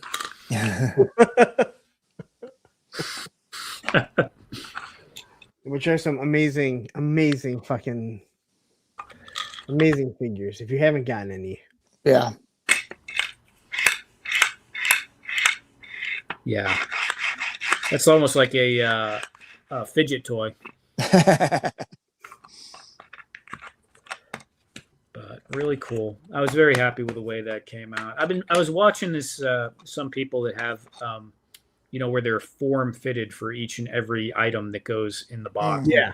We couldn't do that because you want to have some universal use for different kinds of things. But if you 3D printed weapons, like if you designed and 3D printed weapons, then you could foam. Then you could do that foam, because you'd be selling them directly as.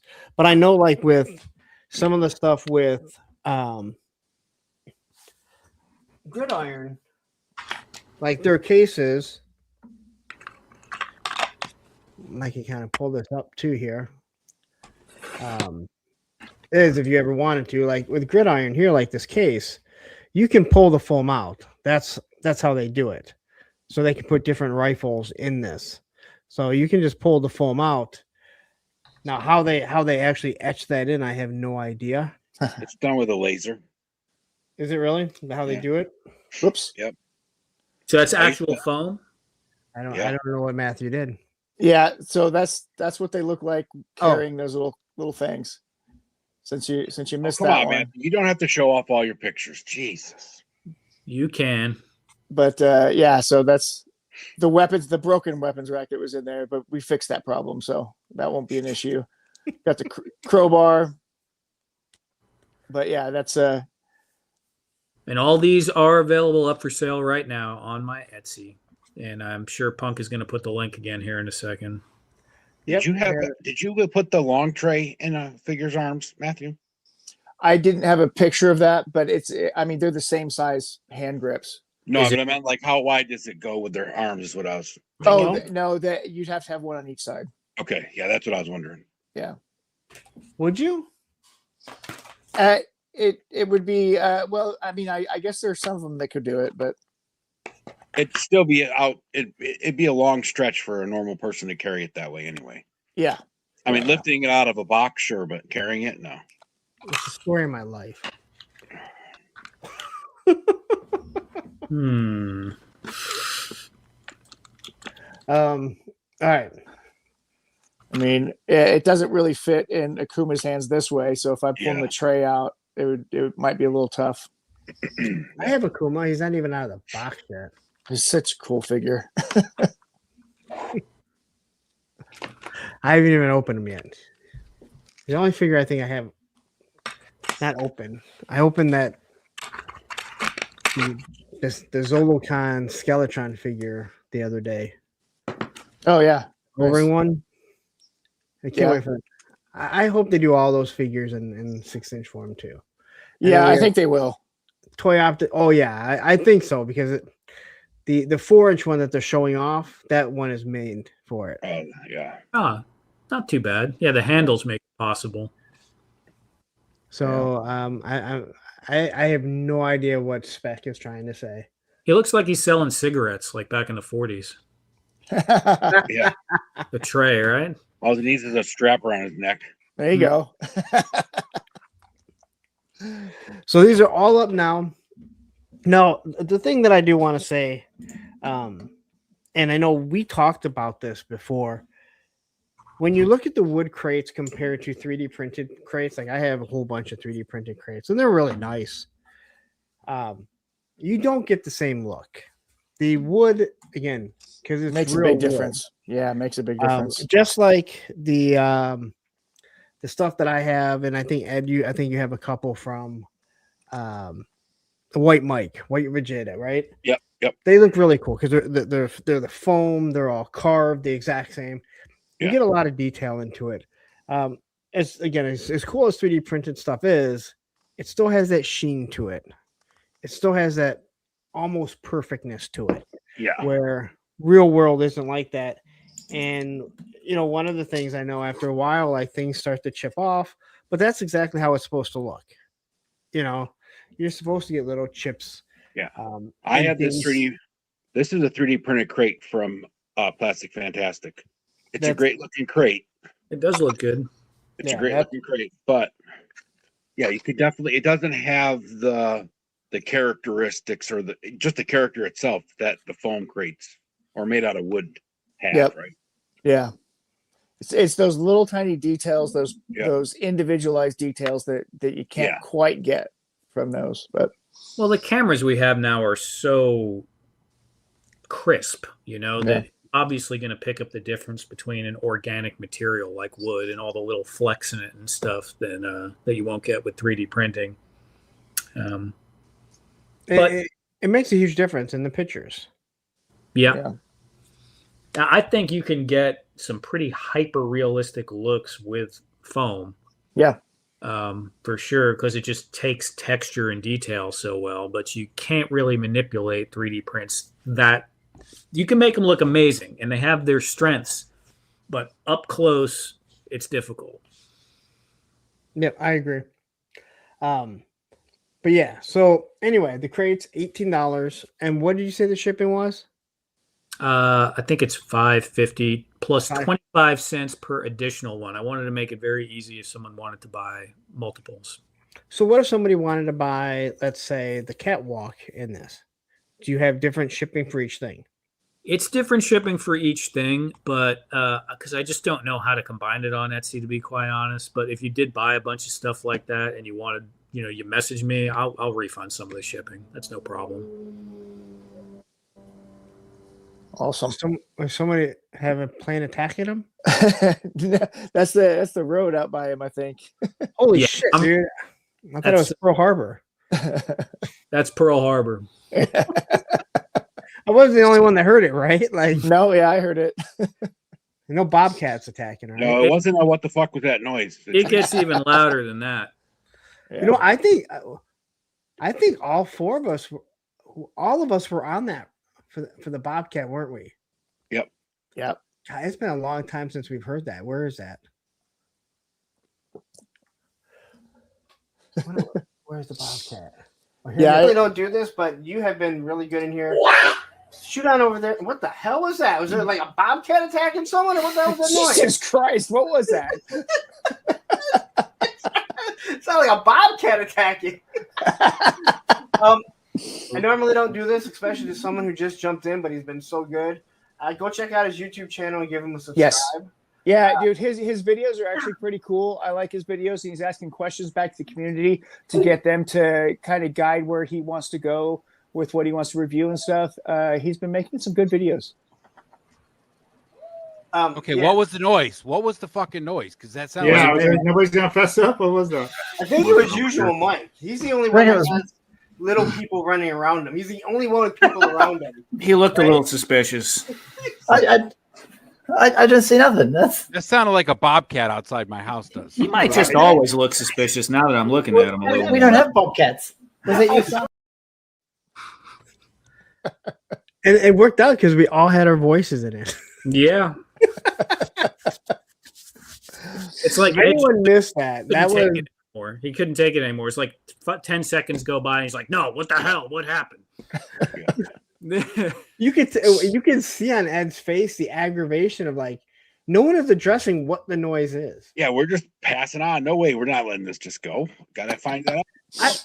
I was just so happy that other people had heard it. Yeah. Because how many times have you've been on a stream with people and you're like, did you guys hear that? And everyone's like, dude, I have no idea what you're talking about. You could see on Ed's face the aggravation of like raising kids, getting fired when he was younger, having to deal with customers. I mean, you can see just a lot of things. Hasbro, everything. complex. It's a complex situation. Yeah, it was a lot of trauma coming out all at once. And if anyone is wondering, it was one of Usual Mike's kids. Like I said, he's the only one little people. He was playing a video game, and how he made that noise, because he was not trying to make a bobcat noise. But I will tell you this: still from time to time, Cobweb, who was the other voice that you had heard on there, he will send me bobcat videos.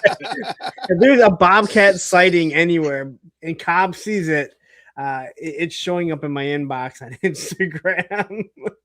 Yeah, I think it was in that the toy chat on Instagram that we had. The bobcat memes kept showing up for a long time. Yes. Oh yeah, I did do that. Yeah. But anyway, that was the drop that we had discussed. I hit my keyboard on accident. And again, I think most people were able to figure out what it was. It wasn't something that I wanted to be really expensive. We try and give you, I've tried to give you guys different, different things. I put shirts up, hats, different things like that. I did the hand grenades. I should probably try and get some more hand grenades, but everything takes time. Everything costs money. Some people might be afraid to put that in the background of videos that they do because of the weird rules on YouTube sometimes. Unfortunately, like it cost me a little bit of money if I was going to give them away at Joe Fest. Oh yeah. But I really wanted to give them away to Joe Fest on people that were flying home. Especially if they had to fly back to Australia. The poor airport would just have a box just to these grenades that say "Pumpkin Boys," because everybody flies out of the same two airports. Publicity, dude. Could you imagine? It makes like the 5 o'clock news or something. Oh man, box like they've confiscated 26 of these grenades. Someone shows up at Punk's house. You're coming with us, TSA. During my live stream, when all of a sudden the ATF knocks down my door.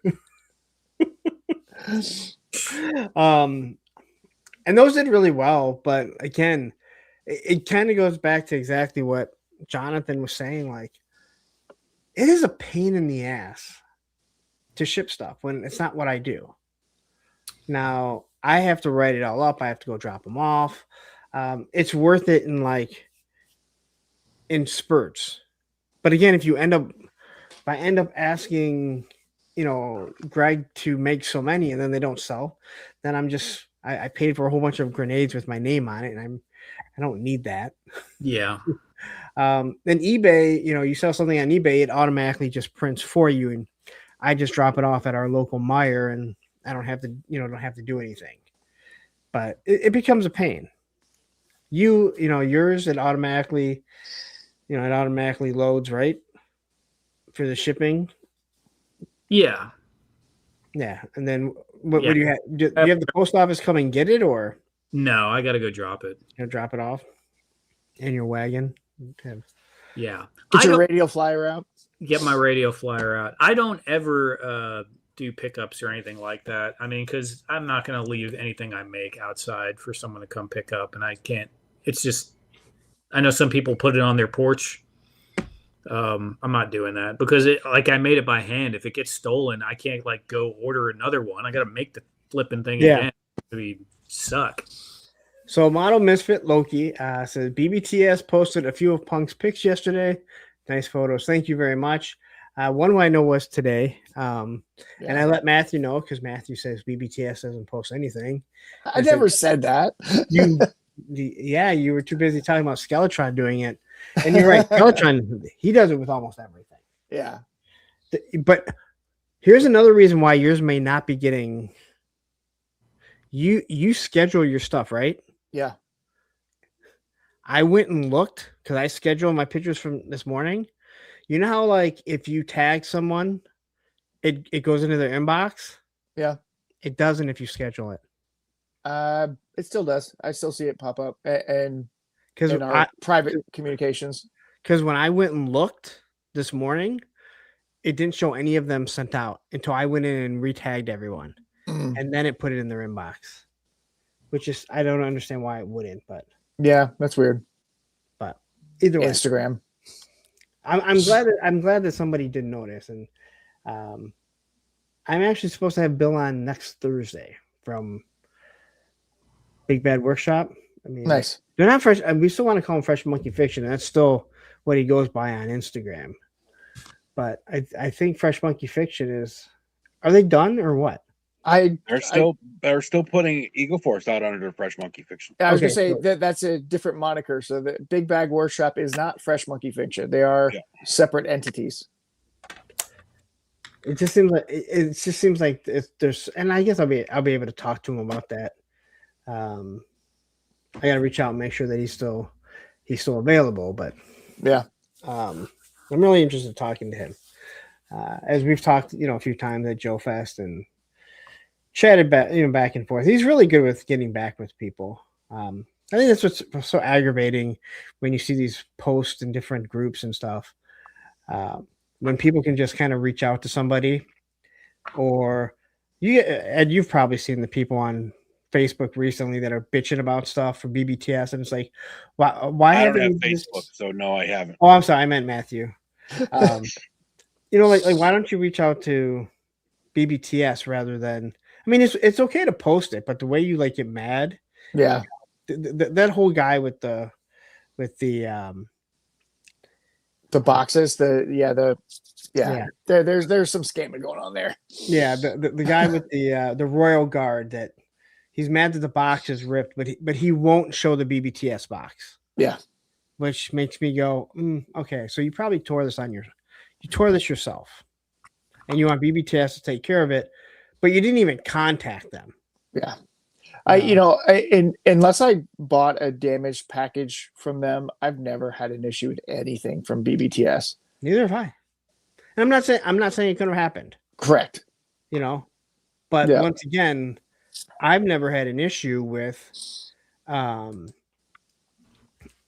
their customer service. No, yeah, their customer service is pretty good. Now, somebody posted in the Monster Force group page today saying that, he's like, this is kind of a gripe, but, I got this figure in October. I just opened up, I just opened them up because I like to branch out opening my stuff. And this piece broke on the figure, and BBTS said they can't do anything about it because it's been so long. Yeah. And myself and another guy and other people after that were like, yeah, you can't wait that long. Like it's been almost 6 months. Yep. Yeah. I'm sorry. Like, I know you feel like you just opened it, but they don't know that. That's why I tell everyone, like with their HasLabs, I'm like, don't wait a year to open. Don't wait a year to open up your HasLab. You need to open up and make sure like all the pieces are there. That you don't have two left wings. I still question what a lot of people, especially with Monster Force, because Monster Force, just like the HasLab, I mean, other than Declan, they're not going to reprint any of those figures. They're not going to redo those figures again. Right. Yeah. But unless you're an inbox collector, and then it doesn't really matter. Yeah. And there we have Skunk Works jumping in here. Saying, look at these mugs. Now, if you can you make those in 1/6 scale for him? They'd be really tiny for 1/6 scale, but they probably fit really nice in the back of an Adventure Team ATV, though. Yeah, I mean, it's got to fit some stuff. Ed, you would know more than anyone. Probably. Oh yeah, it would definitely fit. It would definitely fit some of the 1/6 scale stuff. Pistols, knives. Yeah. I mean, the insert with the gun rack wouldn't do you any good, but the other, just that empty crate would work good, and so would the trays you could definitely use. Yeah, it's a bit oversized for 112, so like for a guy, one single guy, anyway. Well, let's see. Hold on a second. I can tell you right now. The only 112, or the only 12-inch figures I have are that Snake Eyes and Storm Shadow, which I gotta say, like. Those 3-0 figures, I wish they were nice. I wish I had the space because I would have bought them all. I'm glad that scale is not something that I was ever looking at, because those would have gotten me for sure. No, I bought those before there was so much GI Joe stuff. Right. Thank you, Skunk Works. What was that? I said, thank you, Skunkworks. He said the crates look dope. There you go. Look at that. Oh, dude, that actually works. Yeah. Oh, but he just drops it because he is. Now it's upside down. No respect. Not even for my moderators. That actually looks Never. like a realistic scale. Yeah. Yeah, it's like, yeah. Now I'm like, I'm kind of disappointed. Like, no, that works. That looks pretty good. Yeah. I don't know why I was in my mind. I was thinking it was going to be way too small, but now that you're looking at it, like that fits. It'd be good for like a jungle, crate for supplies and stuff. Why? Yeah. For a rifle in there, but you could have like a map and some rations. That's what I'm saying. A supply crate would definitely work. Yeah. Nice. Look at that. Ed just happens to have a 12-inch figure just within reaching. Of course. What a strange thing for a toy collector to have laying around. Do you have an O-ring figure close? Yeah, I do actually. Delta 17. I have some Delta 17s. Do you have a Real American Hero figure? No, I don't. I don't actually own one. Whoa. I did. I had one last week, but I think I put them back up. The Skunkworks says, fits like a glove. We adapt to anything. Oh, and I guess Radnam is no longer selling stuff as he is doing. I've got this guy, which is Super 7. I can't call that a Real American Hero. Nope. That is Super 7. Yeah. I know it's supposed to be a continuation. It is not. No, they are not the same quality. But I'm also not going to call the. I'm also not going to call the new O-rings that Hasbro did a Real American Hero either. No, because they're very different. Although I would like that stalker that they came out with because I lost mine as a kid. But this different plastic is different. Just not the same. Yeah, so J Solo are saying boxes are pretty universal in scale. I don't know why. I was just thinking like it was gonna seem like it was too small, but when you look at it, like, yeah, no, I guess it's because I guess I'm thinking for rifles. So yeah, you would never be able to fit a rifle in there, but for a equipment crate or whatever, it'd be fine. Clint Jorgensen is saying, where's the custom 6-inch scale punk and Roman figures to go with the Etsy crates? They're actually all behind me. I was gonna say, get you the leather neck and the well, he might actually be talking about the one that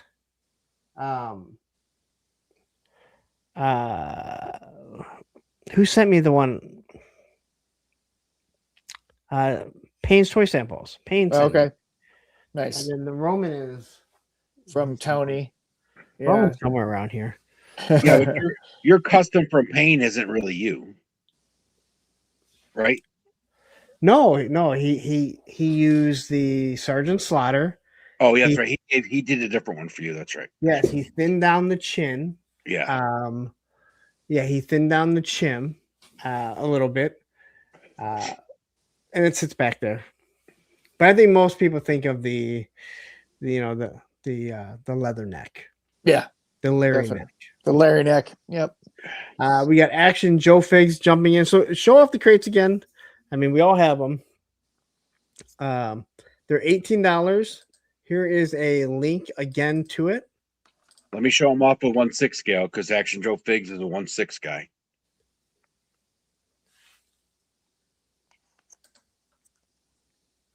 So there is a link directly to it.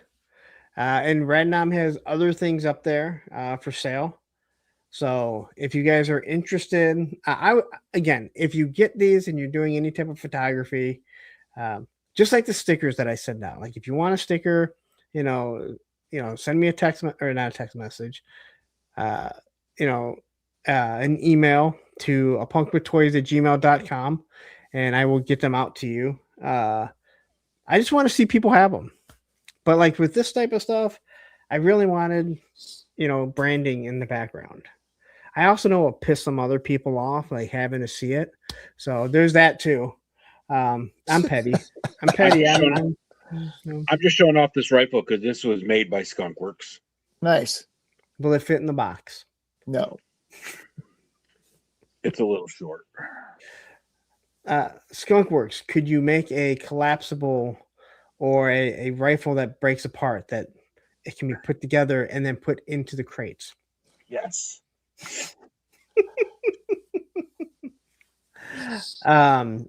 Clinton Jorgensen is saying, I will order some of these, but Awesome. but I'm not going to order it till you forget, and then you won't bug me. I know how you're thinking. We all think like that.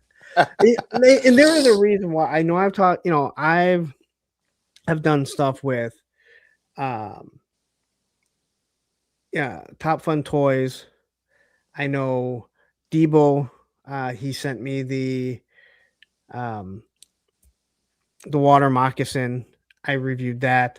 I've done stuff for 4D2, obviously action figures sold separately, and everything that I've done with them, I said, hey, do you have these to sell? Because if I do a review on it or I do a video and I say, hey, you know what?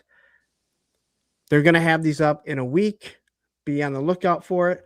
By the time that week comes up, people have forgotten about it or they spent money on something else. I'm like, if you don't have it up, I don't want to do the review or to show it off because out of sight, out of mind. Yeah. And by the time that comes up, someone goes, oh, you know what, dude, I was just on and I ordered, the Operation Recall figures and I just don't have the money. I'll get it next week. And then right now it's live. People and remember, select the version you want, the weapons rack version or the trays version, and then message him if you want black or gray or green, right? Those are, or red. You had red? Okay. If you don't, you get OD green, correct? For the trays, right? You're on mute. Can't hear you. It does show muted. Yeah, we can't hear you. Yeah, your mic is out. Uh-oh. Oh, no. Does anyone know sign language? How about now? There you go. I was wondering why you schmucks were talking over me before. Okay.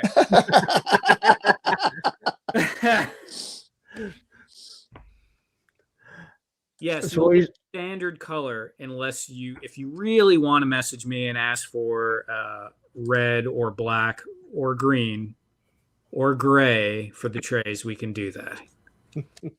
And I guess maybe for the gun rack too, but it won't be. I don't have the option available on there. So I would say, what color gray is it?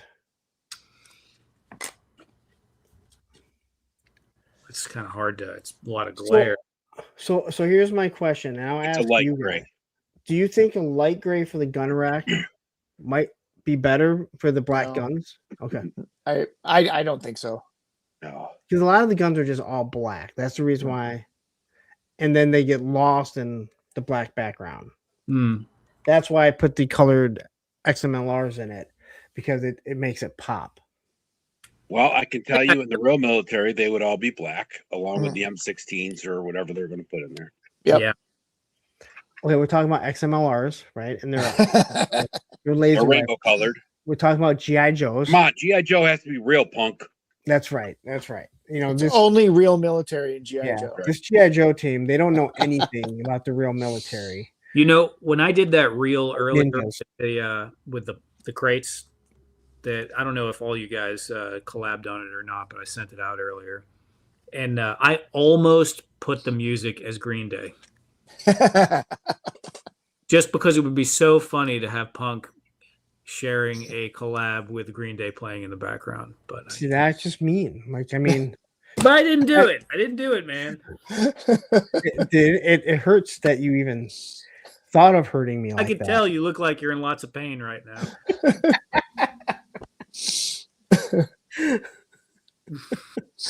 I could just think the conundrum going on in your head, like, yeah, I'm so disappointed in you. It's twofold. It's one of those things where it's like, does he really think that's Punk? One. Hmm. Two, is he just oblivious? If Three. he's just oblivious, no big deal. Right. Three, did he do it on purpose? And if he did it on purpose, I kind of have respect for that because it's something that I would do, but I still don't like it. Hmm. And then you get in the whole conversation of what is punk, because a lot of the UK punk that started the whole thing was manufactured anyway, so it wasn't true punk. Hey, I'm not a big UK punk guy. Thank you, my Canadian bros that I'm not shipping to. Appreciate it. I do want to ship to Canada. I really do. I like so many people in Canada. I just hate shipping there. There you go. Hey. Hey, Yeah, my I have to go look at my sub count, but I have a feeling that it's dropped a few due to the Canadians that are like, we're no longer supporting this channel. Hey, man. The guy from Texas doesn't want to ship us punk boxes. But I won't lose any sleep over it, I promise you. Now, and I did see other people.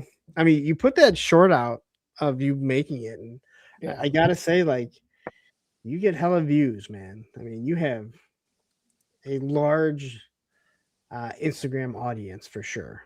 It's been crazy on Facebook lately. I've been posting videos, and I got like 300,000 views on some of my Facebook. Woo! 200. Yeah. Nice. I've been going pretty good. No, again, so this is perfect. The shipping would be really how you if you live close, you might even be able to just meet up with Random and Matthew, bypass the you shipping. meet up with Matthew, and he will hand it off. He's my middleman. Yeah, I'm the in-between guy. Only because he has a car. Basically, Random's like, yeah, I don't really want to meet people. It's hard to do sometimes, but We all know those guys that when we were growing up in like the 80s, that when they got out of high school in the early 90s, they like hitchhiked across the country to follow some band. That's Radnom. Right? I wanted to do that. So I wanted to walk across the country. I really regret doing it, honestly. Why? Forrest Gump, right here, buddy. I just want to camp like in people's, trees, a little like, without even talking to anyone, just walking through the country. It just seemed like something I wanted to do. I don't know why. No, fuck that. I'm too old now. I need exhaustion before I make it out of Texas, but The world wasn't so hot when you were 21, though. there you yeah. Clint Jorgensen, I ordered 2 or 1 with each rack. Throw whatever colors in. Throw whatever colors on, which are the easiest for you. Thank you, Clint. You'll get the standard colors. So Action Joe Fake says, I run into Radnom at DFW shows. It's too freaking far to drive from San Antonio to Dallas area more than once or twice a year. Yep. Have you met him before? Yeah. Okay. All right. Well, you can pick him up there. I think. That's actually, when is DFW is End of May. End of May. End of May. Yeah, so it starts on the 29th I think and goes for that weekend. we missed each other. Man, I I can't. don't think you met AJF last year. I remember we were like, oh man, we should have, and we didn't, I think is what happened. I know. I know So many people there that I was like, wow, so many people. Like, and everyone kind of knew each other. It was kind of interesting. I don't really do a lot of that except DFW. Yeah. We missed each other, man. That's right. I know we missed you guys at Joe Fest. Well, we didn't miss Matthew because we had a fill in for him. That's you know what, very true. if we see a taller, bearded, redheaded guy, we're gonna take pictures with him as a red nom, and not that short, redheaded, bearded guy that we don't care about. Yeah, no, that's yeah. You know what? That's yeah. Nope. Red. I'd rather draw a picture of Radnom. Maybe I have Baldy draw a picture of Radnom. Get a cardboard cup.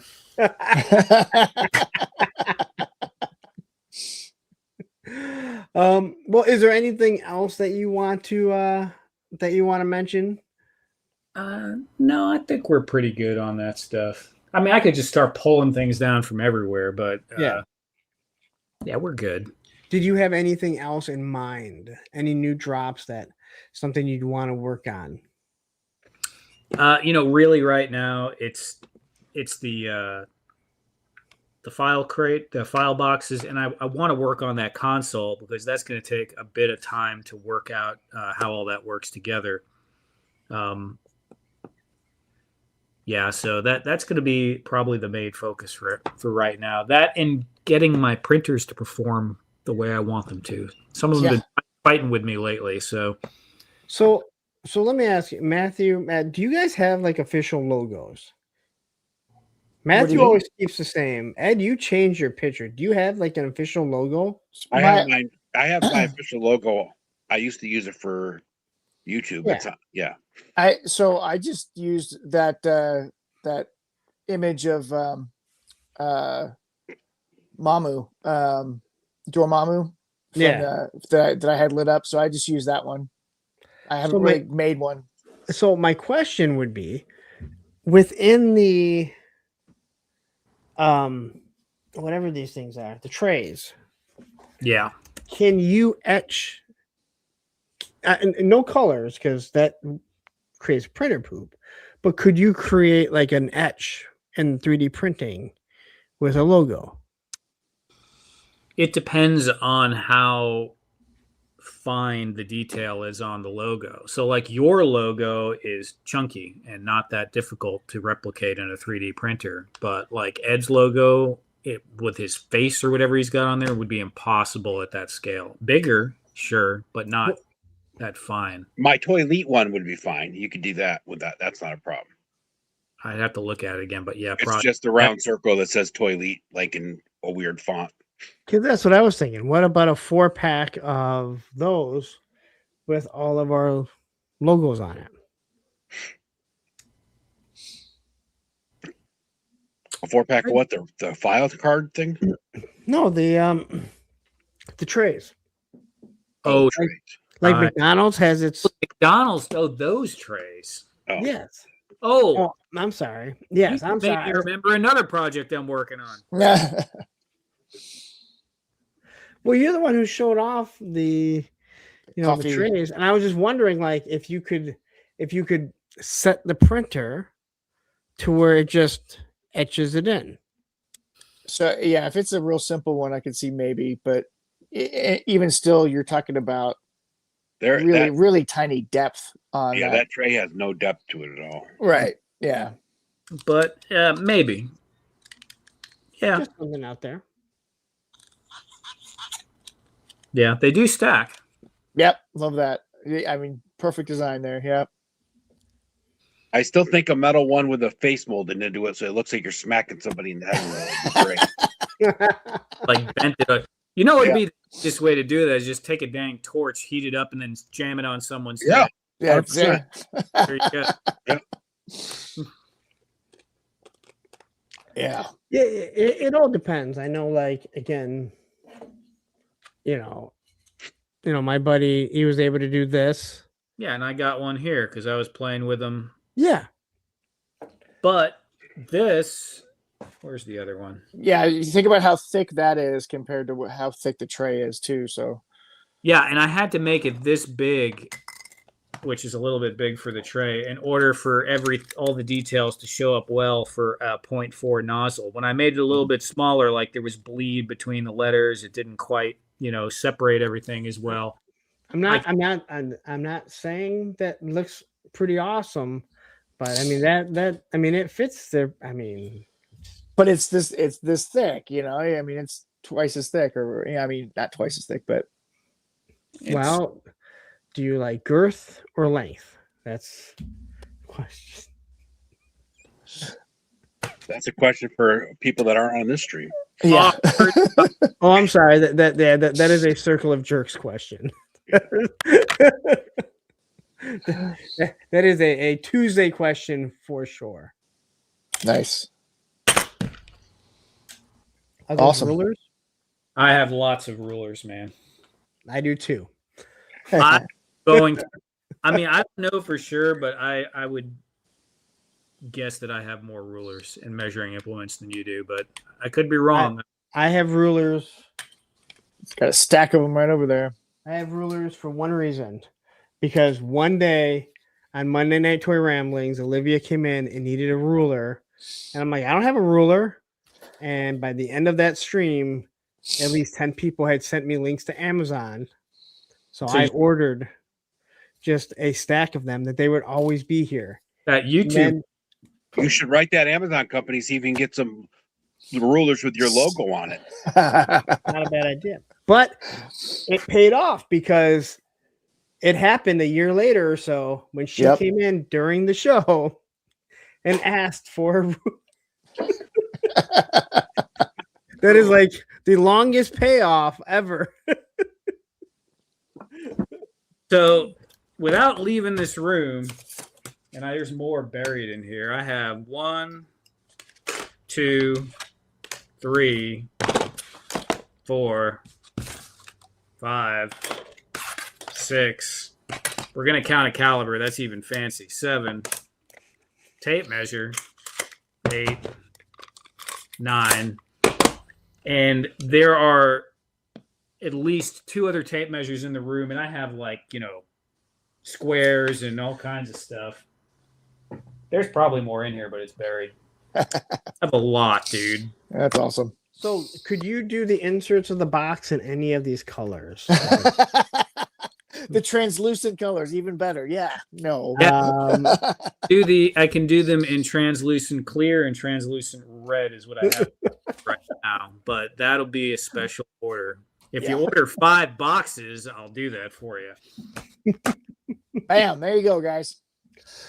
But I think I don't know. Do you have anything else you want to sell on my channel? Anything else I want to sell on your channel? No, I think I'm good, man. I would really. It would be cool to see these all over the place, and I know it would make Larry and his ego really happy to have them in everyone's picture. You think my head is big now? I know. I know. According to Etsy right now, Random has 7 people with those crates in their cart. And so get them, guys. Get them. Does that include anyone that's already bought any? No, that's just sitting in their cart. All right. They're on the fence. Let's do it, boys. So if Etsy is anything like Helidope Toys, you'll start getting emails. Hey, you still have stuff in your cart. You're gonna check out? What you won't get now is emails from Helidope Toys because I don't think that. So we can leave that alone. There is a rumor that Hexastacks are going to be coming. Ooh, yes. There is Hexastack being produced right now. I was just sent video and picture footage. What? This was the message that I got from your partner earlier today, Ed. Hearing that is like Jurassic Park when they revive them from the DNA in the This is crazy. It's almost like this Bandito from Odd Frog that's supposed to be coming out for the last 5 years. At the whole stream, Matthew. Trying not to. It popped in my head a few times. I'm trying not to talk about it. So this is what I got from your partner, Ed. It's out of nowhere.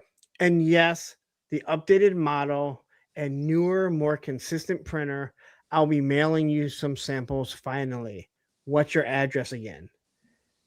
And then I responded, I didn't ask any questions. And then LMFAO, you busted my balls all the time waiting for it.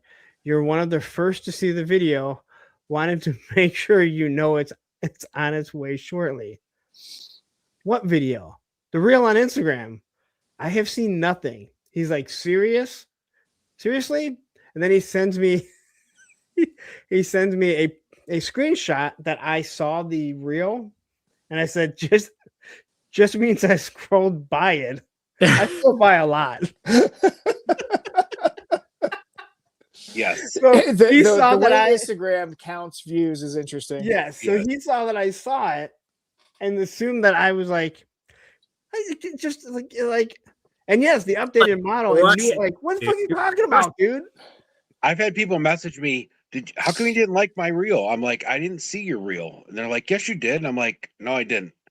I was probably doom scrolling and just passed through it. Ed almost never likes my photos. He likes all the photos I repost, though. So, you know. Really? So, Punk, are you? Every now and then I see that you like some of my photos, but most of the time it's the ones I repost that you like. You know what's funny though, Matthew? Up until recently, when we started collabing on a couple, yours never really came up in my feed very often.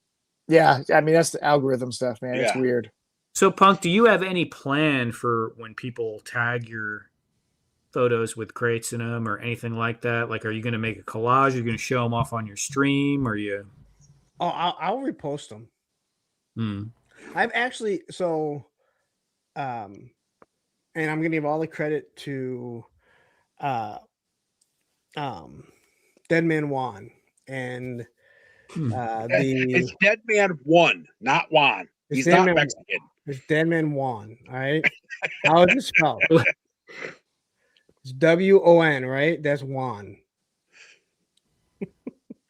No, that's not how the English language works. It's one. So, like, they have the toy mercs, and like, if you collaborate with them, they'll they share it. I started, and I was like on my Punk with Toys the second, and I was like, I should just start sharing stuff, and like, because this page doesn't really get used. It's just there in case if anyone else ever sends me a bullshit copyright strike and I lose it. So I just started sharing that. But if people tag me on it, you better believe that I'm going to reshare it, put it in my story, which I do with my stickers and stuff like that, especially if I get tagged in it. Don't fucking tag me in your live streams because you're doing a live stream and you want me to share it. I don't do that shit.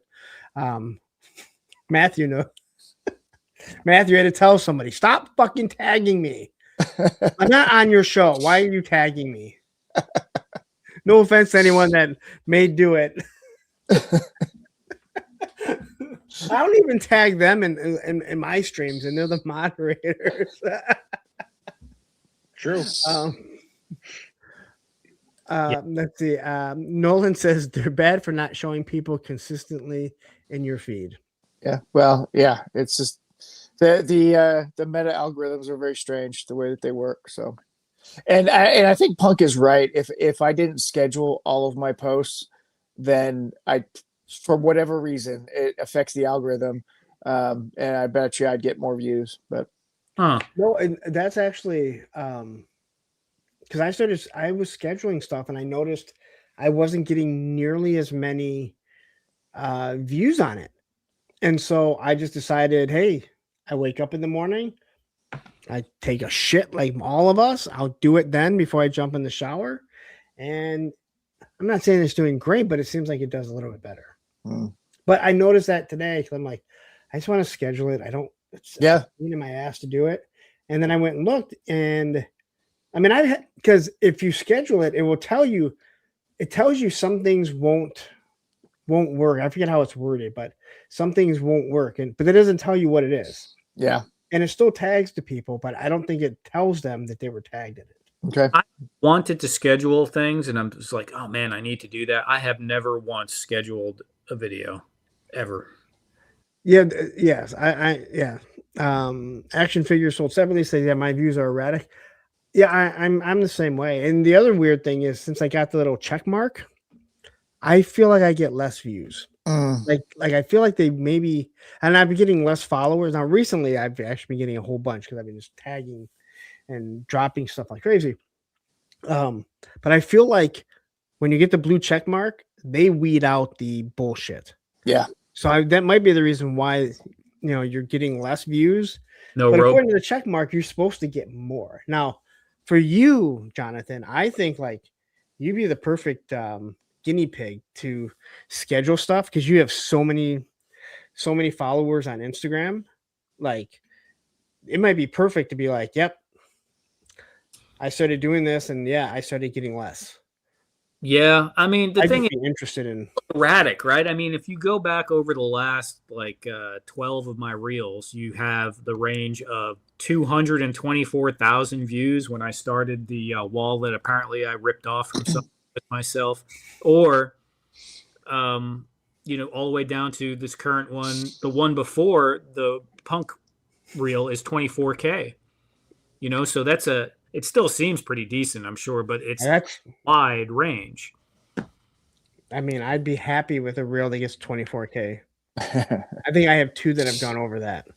Yeah, sure. I mean, Well, not all of us are as big as you, okay? whatever, dude. It's just a different type of content. I'm talking on it. It's instructional. People like to watch stuff like I know. Menhoza says the algorithm is infuriating. it is. Wait, I mean, all hell the mighty algorithm. Yeah.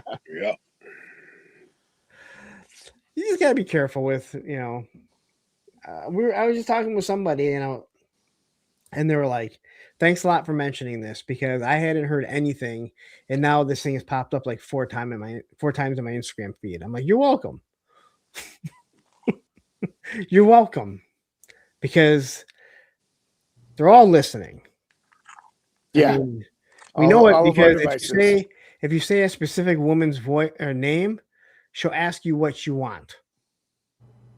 Right? So obviously they're listening. But yeah. And I know like there was somebody on that reel that asked if those were for sale, who isn't anyone I've ever seen. He doesn't follow me or anything. Yeah. So he just was clearly looking for something. And again, that's the other thing. Like, people probably have no idea.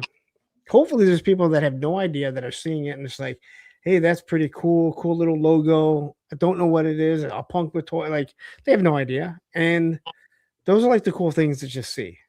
Yeah, I think you will probably get, and it'll take some time to percolate through, people's consciousness, but you'll get some people that don't even follow you that'll buy them just because it's got, you don't see the 3D printed and the wood combined in anything that much. So it's like, it's a little unique on that front, I think.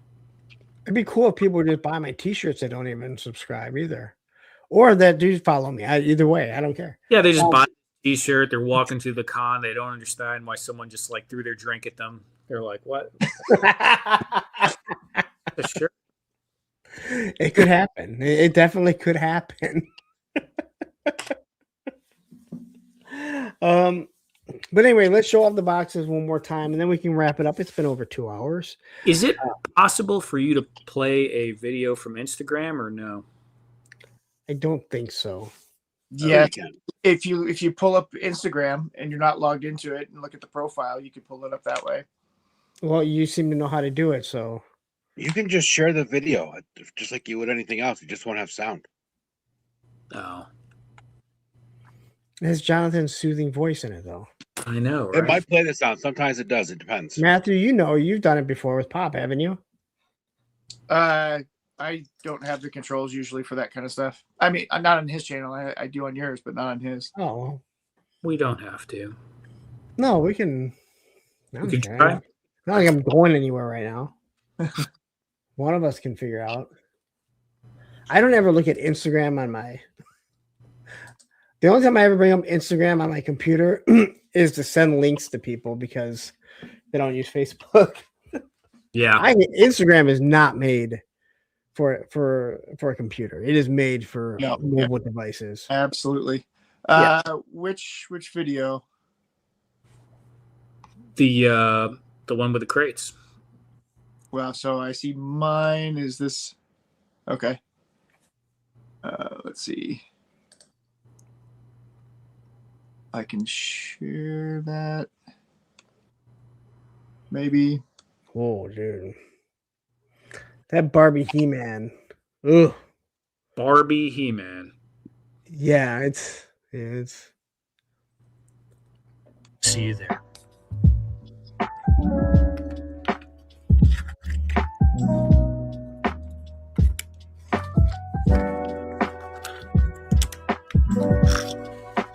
Man, that is a porno soundtrack. I didn't realize that. They're so sexy though. Maybe I'll show this on Circle of Jerks then. Hello, everyone. Check out these new wooden crates I'm making. We'll be discussing them tonight on a Punk with Toys live stream on his YouTube channel at 8 p.m. Central Standard Time. That's Texas time. Hope to see you there. And if you dig my soundtrack, check me out on OnlyFans.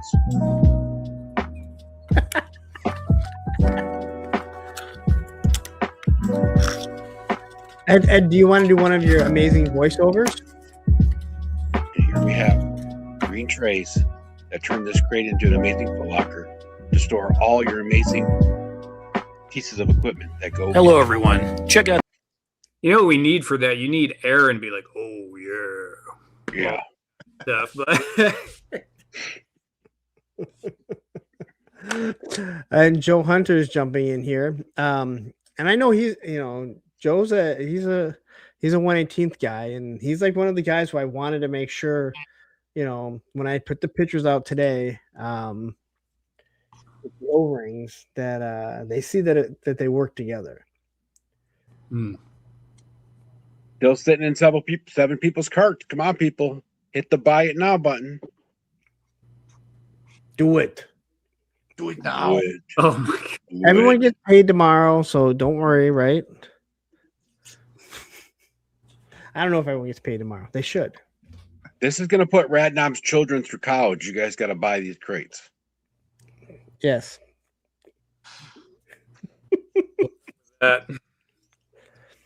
All of Randon's children right now are in his ex-girlfriend's stomachs. Come on. This is what they've been waiting for, to get the college fund. And his kid just got into collecting, so just give it to him for free. His kid loves this stuff, so you gotta help him out here. I mean, I'm pretty skinny. I could stand up and suck my ribs in. We can ask for food donations. There you go. Well, are you selling these for food? Like, are you going to trade for food? Yeah. Pecan twirls. Any proceeds are going to go to helping pay down my credit card. That's what they're going to go to. So. But and supplies. I'm always buying supplies. I always have to spend money whenever we start a project to get stuff. So, but here is the link for anyone that is interested. And again, if you're like, hey, you know what, I get paid tomorrow, I get paid, next week, bookmark this, go back, just throw it up there. Again, this is an expensive hobby. I know a lot of people don't think so. These are not going to show up at Ross, so there's no Ross Con with the Punk with Toys crates. It's an Etsy exclusive. But all of us here owned many things that Radnom has made, and it's all quality stuff. So you don't have to worry about how the money's not gonna, how the quality of the thing is gonna be. Is it worth the money you're paying for it? Radnom makes quality stuff. Every time he builds it so with the thought of process in mind about how durable it's gonna be, and if someone has gorilla mitts, is it gonna break? All that stuff. So it's quality stuff. And I would not ask somebody that is making crap quality to make something that I want my name on.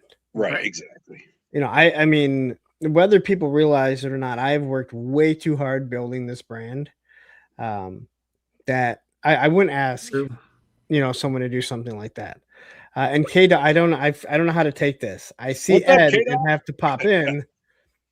So you're saying like, if I would have saw Punk, I'm not gonna stop in, but Ed's here, so that's exactly what I'm kind of a big deal.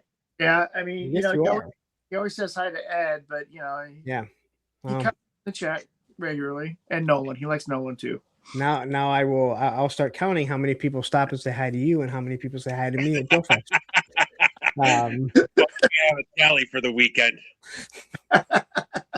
It'll be his own tally, so it'll be cheated, be biased, but it'll be okay. And then I will lead my next live stream off with that. mean, you guys can just combine it together. Ed, just put Punk on your shoulders like Master Blaster. That's right. Double you. I told Punk I'm just going to walk around with a Sharpie and pictures of Punk and charge $5 for his autograph. Sweet. If it pays for the trip, I just might. It's an expensive hobby, as one man said. It is a very expensive hobby that people don't understand or don't want to, agree with. And hobbies are expensive. I don't care if it's toys, bike collecting, motorcycles, right? Like 3D printing. Expensive. 3D printing. Yeah. Like stuff's expensive. I 3D print like jersey, I've done like jersey barriers. The only thing I've ever done that's like intricate was the Skyhawk. And it's not great, but it's just for my own collection or whatever. I hate when people sit there and, oh, it doesn't cost that much to make it, or, oh, I could do that. And look at that. Look how much that is. Yeah. People looked at that water moccasin that Debo made, and it's anywhere from $220 to $250, depending on what you want.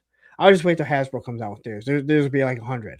You can do that. That's fine. But $220 to $250 is not the unreasonable price for a 3D printed vehicle. Yeah. He's done a lot to make it work. And like, how many times does something fail? I'll tell you what, Plastic Fantastic printed this for me. And I'm not going to say what he charged me for it, but what he charged me for it was a lot less than I thought it was going to be.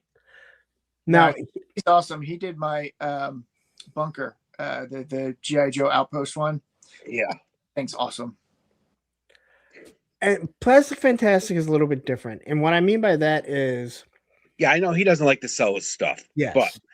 But still, had I asked somebody else to make that, it would have been a lot more, even if they don't sell their stuff. And that has been my argument with my buddy Greg. Oh, dude, I don't want to charge too much because I know Hasbro's coming out. No. That's not your fucking problem. Mm-hmm. Like, people know that, hey, we're probably going to get a Checkpoint Alpha eventually. They want that. And don't undercut yourself. Like, I know I've told this before. I met a guy at a show, and Greg had gone there and gave him his stuff. And so I go there, and I never met Brent before, but we've talked. And I'm talking to Brent, and we're talking about Greg, and he goes, yeah. So Greg comes up here, and he gives me my stuff, and then he actually gives me more. And he goes, just give me this much. And Brent goes, we agreed this. And he's like, yeah, but that's fine. And he goes, no, you're taking all the money. He's like, he literally was like trying to like, he was like trying to charge me like half what we agreed upon. And he was giving me more stuff. And I'm like, no, dude, you do way too good of work. Yeah. And, that's one of it, Greg is way too nice of a guy. And I'm like, no, dude, like someone commissions you, you need to take half up front. Because too many times you've gotten burned. Yep. By people who say, oh, I want it. And then they ghost you. Yeah. I had to start doing that with custom commissions when I was doing more of that. I'm not doing too much of that now. Yeah. And I mean, it's, you got to think, you got to pay for costs and all that time and everything. So half up front is not unreasonable. No. And it's different when someone's bought a bunch of stuff off you and you have a relationship with you. Yeah. I mean, I guess I'd understand if I was just starting out or no one knew who I was or there was no, like, I'm not saying everyone knows who I am, but I have referrals. Like, there's not a lot of people saying they got ripped off by me somewhere. So that does matter. Yeah. Hundreds of people have bought things from me and they've got their stuff. Yep. And that's exactly, and Tony was the same way. Like Tony's Figs when he's doing his customs. Yeah. People will be like, well, how much is this? He tells them, oh, that's expensive. Yeah, well, it's my time. Yep.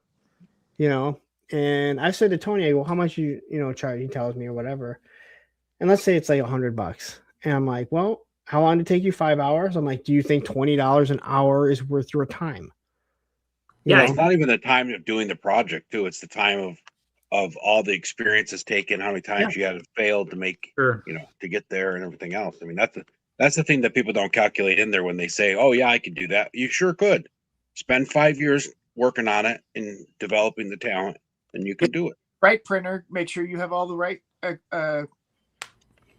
filaments or whatever, and do it all yourself. Yeah, go for it. Yeah, and that's why Tony said, like, hey, when someone says, hey, I have everything that you need to do that, how much is it going to cost? He's like, it's less because I don't have to go get all this stuff. I don't have to search for it. He's sending it to me. Perfect. And again, like, you can ask and you can be like, wow, I didn't realize it was going to cost that much money. Sorry, it's not my budget. But when you go, dude, that's too much. All right, well, do it yourself. Sure. Yeah, I get a lot of people ask me for something, and we'll talk for a few back and forth a little bit, and then they'll be like, "Yeah, no, I'm so interested," or "I love your video, I'm so interested," and then I'll be like, "All right, well, it's this," and then like, no, crickets, nothing. That's fine, but it's like you could also say like, oh, it's just a little bit much for me, but like your stuff anyway. And some of the prices are not that much, but I'm not gonna. I don't want to. I mean, like, I'm nice sometimes and I'll do stuff, but as a general rule of thumb, I don't want to do anything for like $5 or $10. It's just if I'm doing a lot of them, like 20 of this and they're $10, I could deal with that. But throw something together, that's like, especially if it's something that's going to sell, like something that's going to sell for for $10. Well, if it's a multiple or a batch, it's a different story. Yeah. But one off, it's like, just thinking about it and coming up with it and dealing with it, and then that initial just time is, like that was one of the big things I talked.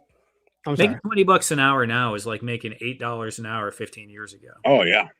But no, I was just throwing it out because it was an even number. So I was just throwing that out as an even number that, but that was when I talked to, when I had GI Customs on, and, people will say, well, that's too expensive for 3D printed, Hasbro plastic mold injection, which is better quality. Right. But it's like, yeah, that's coming from a billion-dollar company that they spent the money for their molds and they're going to mass produce it. Yeah, and I would say that there are some things that 3D printing is better at than injection molding. Well, I agree. Injection molding is much more durable.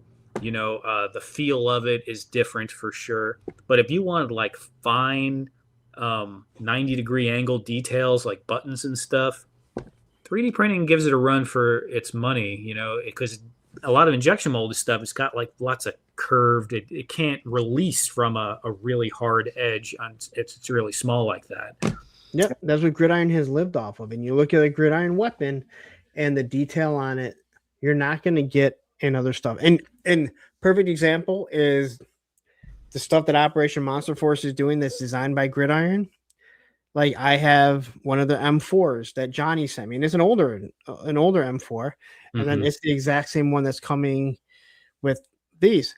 There's detail in it that you don't see in the 3D printed one, that's not on the other one, and it's like, but the detail is so much better than a lot of their other weapons. Like, I gotta say, those Operation Monster Force, they've done some pretty good stuff, but you're not gonna get the detail. Yeah. So it's, it is what it is.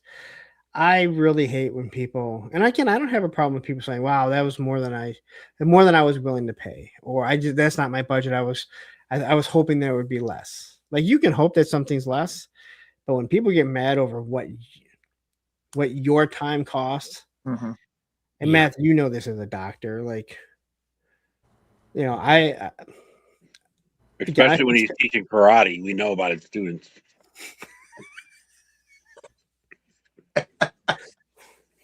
I hate when I go to work on a copy machine and someone goes, oh yeah, by the way, we need you to look at this one too.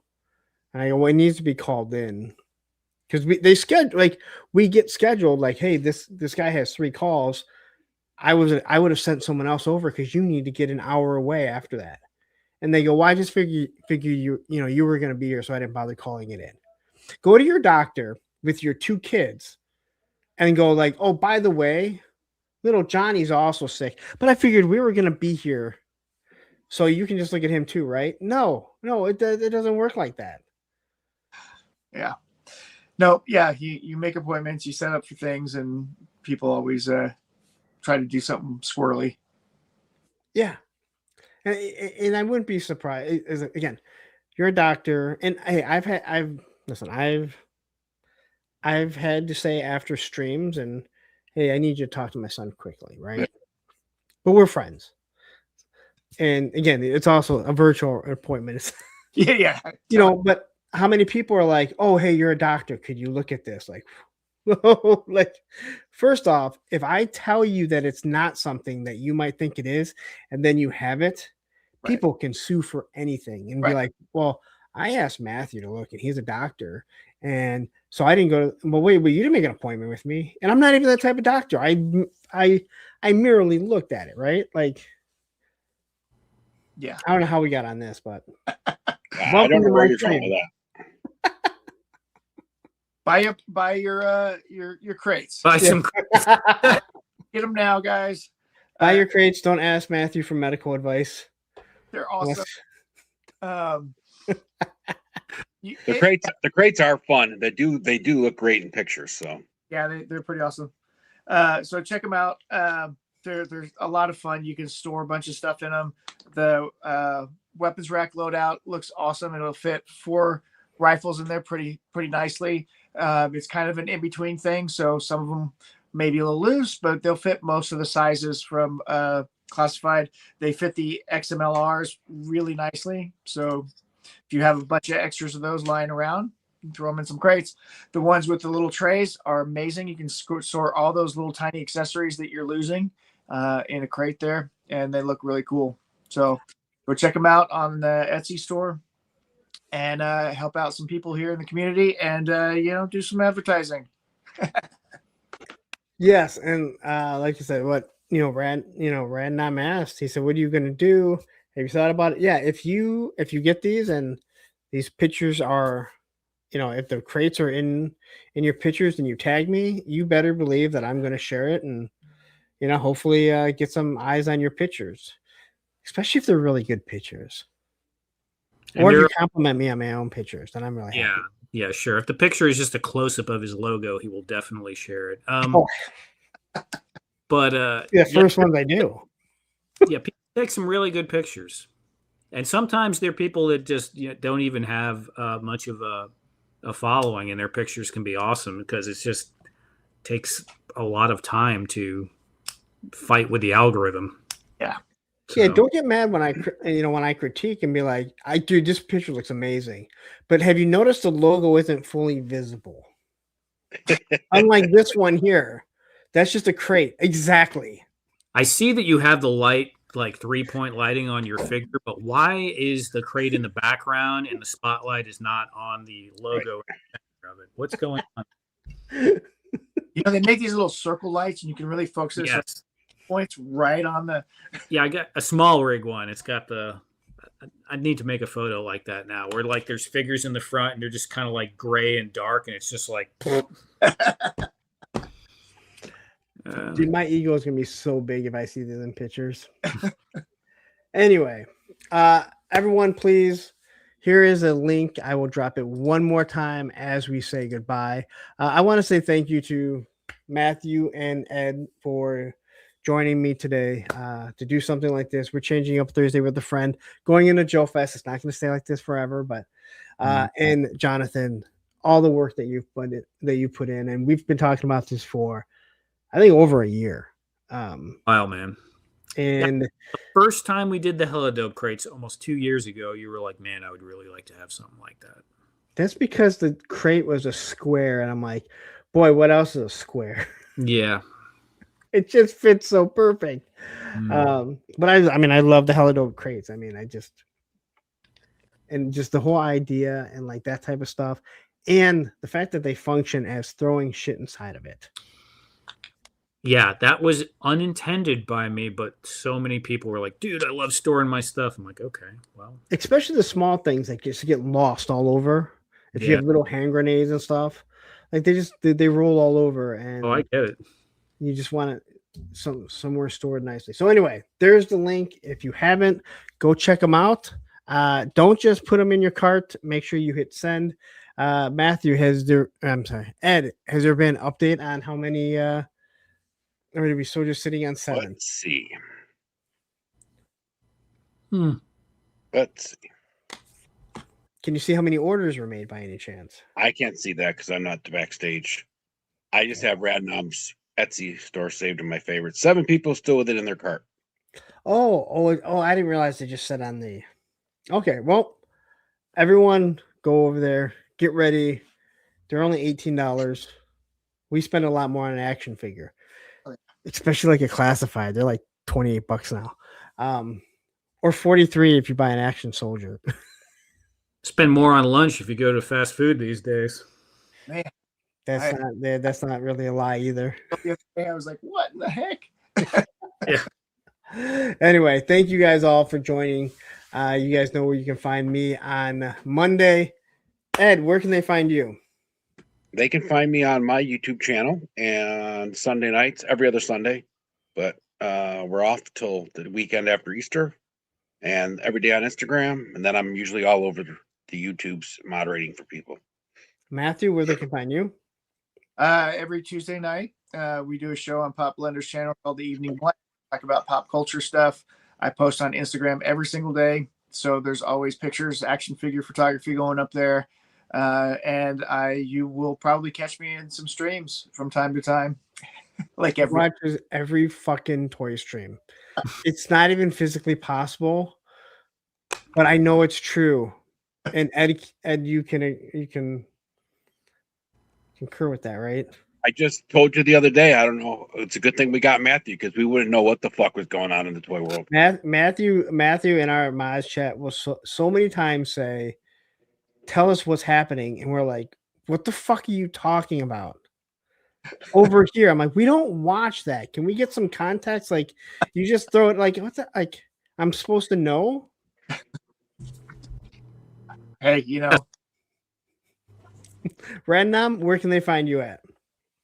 Every Friday night, I do the craft and chill where I just kind of hang out and put stuff together. Ed is always there. That's Friday night, usually around 10:30 to 11 Central Standard Time is when I start that. We go for about 2 hours. I'm on Instagram, Random Diorama. I've been on Facebook a lot lately, Random Space Diorama. And there's some unique stuff on there too. But if you need to ask me a question or you want to ask me a question, you can shoot me a DM on Instagram, or comments work well too. Although, if you want to ask me what the pink foam is, it's pink foam. It's XPS foam. It's sold at Home Depot. I've gotten it thousands of times. But you can ask. It helps the algorithm. And what kind of glue do you use? Aleene's tacky glue almost all of it. All right, guys. Thank you very much. You guys know where to find me. Hell, you found me already. I'm not hard to find. It's Monday nights, Tuesdays, Thursdays, and anytime someone asks me pretty much to come on. Except for Wednesdays. I'm not going on that show ever again. Take care.